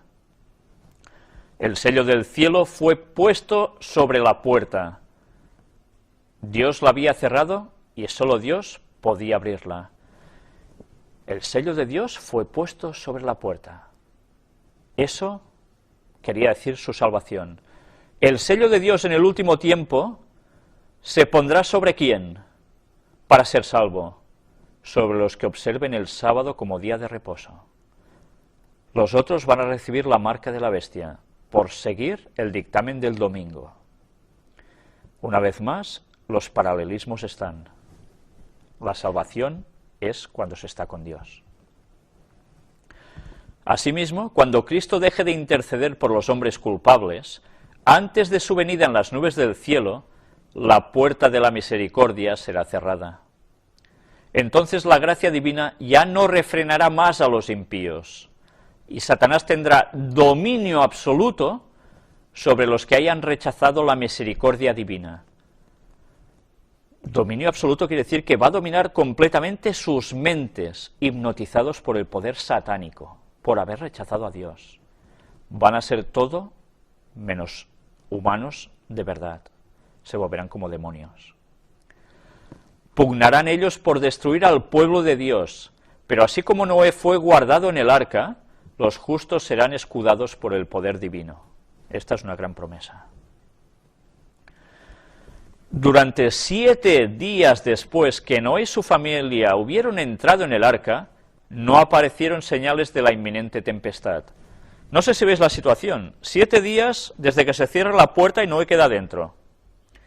Y los otros, ¿pero qué hacen? Uy, ¿están cerrados dentro? Bueno, a ver si pasa enseguida esto que él decía. Pero claro, empiezan a pasar los días. La mofa irían creciendo. El pitorreo sería absoluto. Su prueba de fe iba a ser total. Podían haber llegado a dudar incluso. Pero no lo hicieron. Permaneció allí. Curiosamente, una vez más, ¿cuántos días? 7. El 7 siempre presente cuando son cosas de Dios. Durante ese tiempo se probó su fe. Fue un momento de triunfo para el mundo exterior. La aparente tardanza confirmaba la creencia de que el mensaje de Noé era un error y que el diluvio no ocurriría.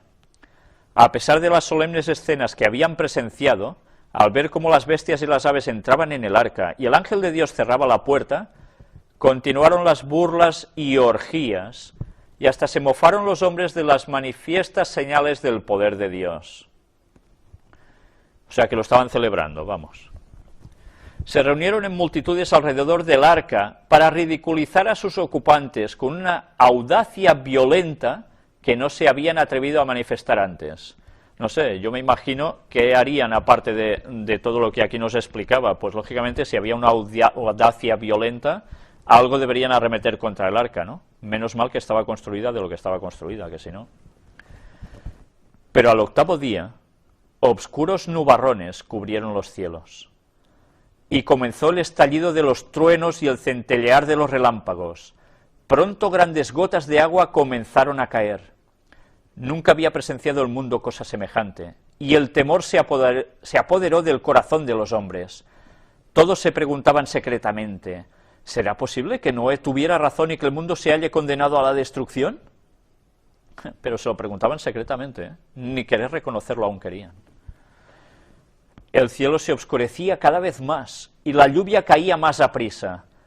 Las bestias rondaban presas de terror, y sus discordantes aullidos parecían lamentar su propio destino y la suerte del hombre. Entonces fueron rotas todas las fuentes del grande abismo, y las cataratas de los cielos fueron abiertas. Versículo 11. Y esto es lo que explicamos en la conferencia anterior. ¿Qué sucedió? El agua se veía caer de las nubes cual enormes cataratas. Los ríos se salieron de madre, inundaron los valles. Torrentes de aguas brotaban de la tierra con fuerza indescriptible, arrojando al aire a centenares de pies macizas rocas que al caer se sepultaban profundamente en el suelo. La nota nos dice cada 100 pies equivalen a 30,5 metros. Casi nada, ¿cómo deberían salir despedidas estas rocas? Con lo cual ya estamos viendo que la superficie de la tierra iba a cambiar. La gente presenció primeramente la destrucción de las obras de sus manos. Esto es interesante, ¿eh? Lo primero que iba a ser destruido era lo que ellos construyeron, lo que ellos hicieron. Sus espléndidos edificios, sus bellos jardines y alamedas donde habían colocado sus ídolos, fueron destruidos por los rayos y sus escombros fueron diseminados. Los altares donde habían ofrecido sacrificios humanos, ¿veis lo que antes os decía cómo acontecía después en el Sinaí?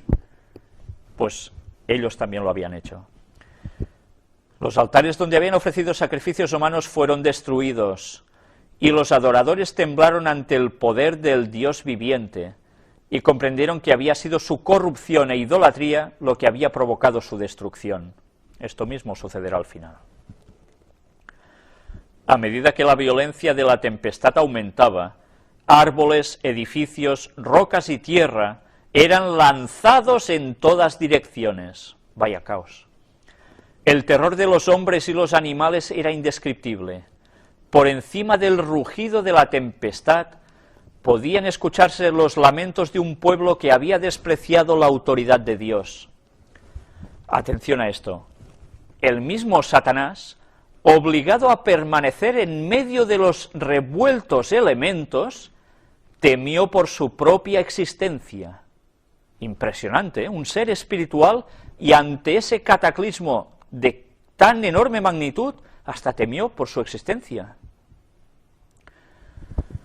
Se había deleitado en dominar tan poderosa raza, y deseaba que los hombres viviesen para que siguieran practicando sus abominaciones y rebelándose contra el Rey del cielo. Ahora lanzaba maldiciones contra Dios, culpándolo de injusticia y de crueldad. Lo mismo que se dice cuando algo se destruye, ¿no? Muchos, como Satanás, blasfemaban contra Dios, y si hubiesen podido, le habrían arrojado del trono de su poder. Otros, locos de terror, extendían las manos hacia el arca, implorando que les permitieran entrar. Pero sus súplicas fueron vanas. Su conciencia despertó, por fin, y se convencieron de que hay en los cielos un Dios que lo gobierna todo. Le invocaron con fervor, pero los oídos del Creador no escuchaban sus súplicas. ¿Por qué? Podemos decir, pues entonces sí que es injusto Dios, ¿no? Porque esas súplicas provenían por temor a la muerte, a la desaparición.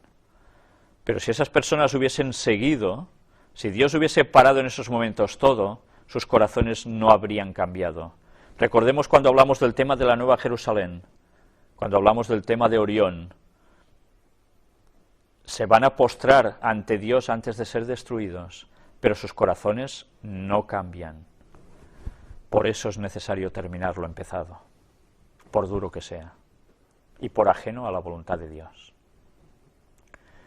En aquella terrible hora, vieron que la transgresión de la ley de Dios había ocasionado su ruina, pero si bien por temor al castigo reconocían su pecado, no sentían verdadero arrepentimiento ni verdadera repugnancia hacia el mal. Lo vemos ahora, ¿no?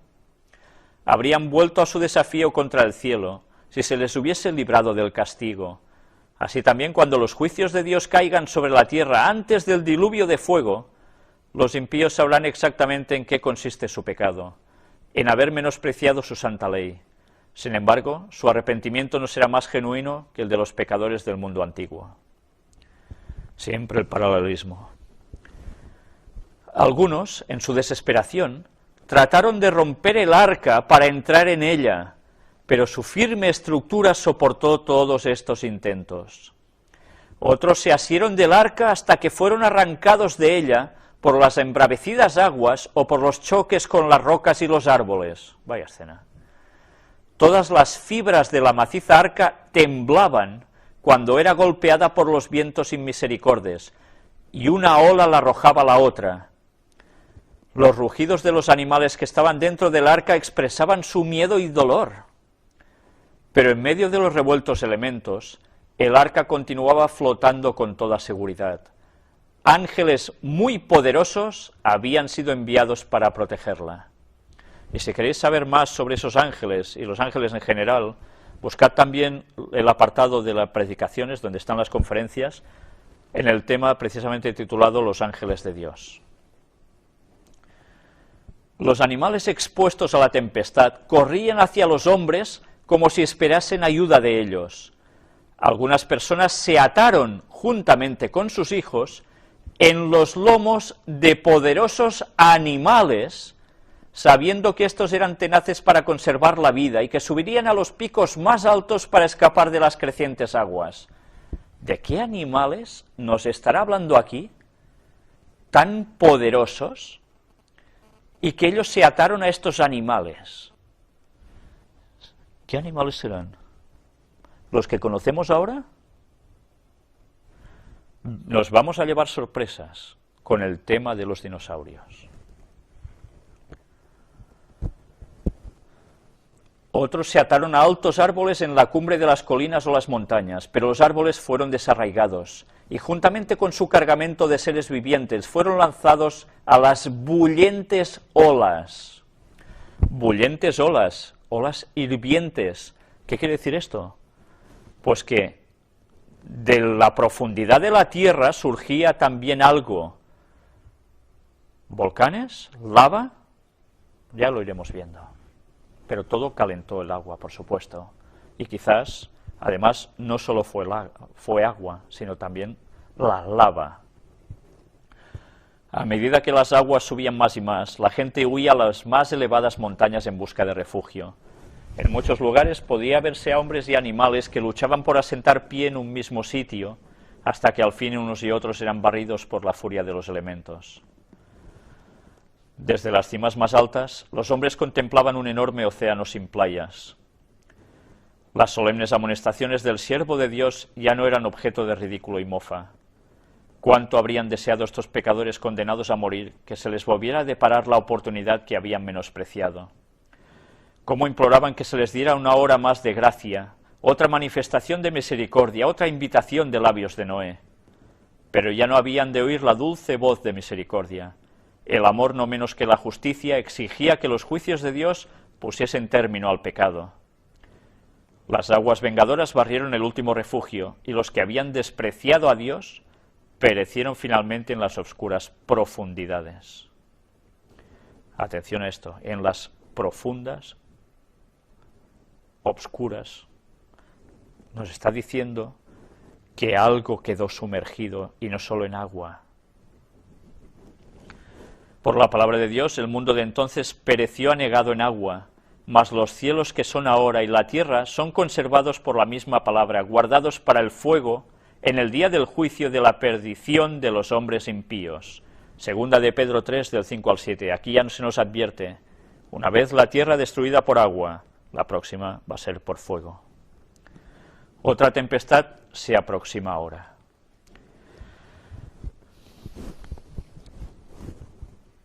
La tierra será otra vez barrida por la asoladora ira de Dios, y el pecado y los pecadores serán destruidos. Los pecados que acarrearon la venganza sobre el mundo antediluviano existen hoy. El temor de Dios ha desaparecido de los corazones de los hombres, y su ley se trata con indiferencia y desdén. La intensa mundanalidad de aquella generación es igualada por la de la presente. Cristo dijo: porque como en los días antes del diluvio estaban comiendo y bebiendo, casándose y dando en casamiento, hasta el día que Noé entró en el arca, y no conocieron hasta que vino el diluvio y llevó a todos, así será también la venida del Hijo del Hombre.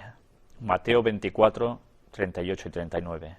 Aquí nos está dando a entender que cuando Cristo vuelva, va a haber una situación como la que estamos viviendo ahora. Pero hay otros textos que aún nos terminan de ampliar unos detalles importantes que ya iremos viendo. Dios no condenó a los antediluvianos porque comían y bebían. Les había dado los frutos de la tierra en gran abundancia para satisfacer sus necesidades materiales. Su pecado consistió en que tomaron estas dádivas sin ninguna gratitud hacia el dador, y se rebajaron entregándose desenfrenadamente a la glotonería. Era lícito que se casaran. El matrimonio formaba parte del plan de Dios. Fue una de las primeras instituciones que él estableció. Dio instrucciones especiales tocante a esta institución, revistiéndola de santidad y belleza. Pero estas instrucciones fueron olvidadas, y el matrimonio fue pervertido y puesto al servicio de las pasiones humanas. Condiciones semejantes prevalecen hoy día. Lo que es lícito en sí es llevado al exceso. Se complace el apetito sin restricción. Hoy muchos de los que profesan ser cristianos comen y beben en compañía de los borrachos mientras sus nombres aparecen en las listas de honor de las iglesias. La intemperancia entorpece las facultades morales y espirituales y prepara el dominio de las pasiones bajas. Y esto no se tiene en cuenta. Si nosotros no nos marcamos horas de comer concretas, si no nos excedemos en lo que ingerimos, si miramos cómo bebemos, qué bebemos, si no lo hacemos así, nuestras percepciones se debilitan y vamos a sucumbir. Multitudes de personas no sienten la obligación moral de dominar sus apetitos sensuales y se vuelven esclavos de la concupiscencia, que es el deseo de placeres en exceso. Los hombres viven solo para el placer de los sentidos, únicamente para este mundo y para esta vida. El despilfarro prevalece en todos los círculos sociales. La integridad se sacrifica en aras del lujo y la ostentación. Los que quieren enriquecerse rápidamente corrompen la justicia y oprimen a los pobres. Y todavía se compran y venden siervos y las almas de los hombres. El engaño, el soborno y el robo se cometen libremente entre humildes y encumbrados. La prensa abunda en noticias de asesinatos y crímenes ejecutados tan a sangre fría y sin causa que parecería que todo instinto de humanidad hubiese desaparecido. Estos crímenes atroces son hoy día sucesos tan comunes que apenas motivan un comentario o causan sorpresa. El espíritu de anarquía está penetrando en todas las naciones, y los disturbios que de vez en cuando excitan el horror del mundo no son sino señales de los reprimidos fuegos de las pasiones y de la maldad que, una vez que escapen al dominio de las leyes, llenarán el mundo de miseria y de desolación. El cuadro del mundo antediluviano, que pintó la Inspiración, representa con fiel veracidad la condición a la cual la sociedad moderna está llegando rápidamente. Ahora mismo, en el presente siglo, y en países que se llaman cristianos, se cometen diariamente crímenes tan negros y atroces como aquellos por los cuales los pecadores del antiguo mundo fueron destruidos. Antes del diluvio, Dios mandó a Noé que diese aviso al mundo para que los hombres fuesen llevados al arrepentimiento y para que así escapasen a la destrucción. A medida que se aproxima el momento de la segunda venida de Cristo, el Señor envía a sus siervos al mundo con una amonestación para que los hombres se preparen para ese gran acontecimiento. Multitudes de personas han vivido violando la ley de Dios y ahora con toda misericordia las llama para que obedezcan sus sagrados preceptos. A todos los que abandonen sus pecados mediante el arrepentimiento para con Dios y la fe en Cristo, se les ofrece perdón. Pero muchos creen que renunciar al pecado es hacer un sacrificio demasiado grande.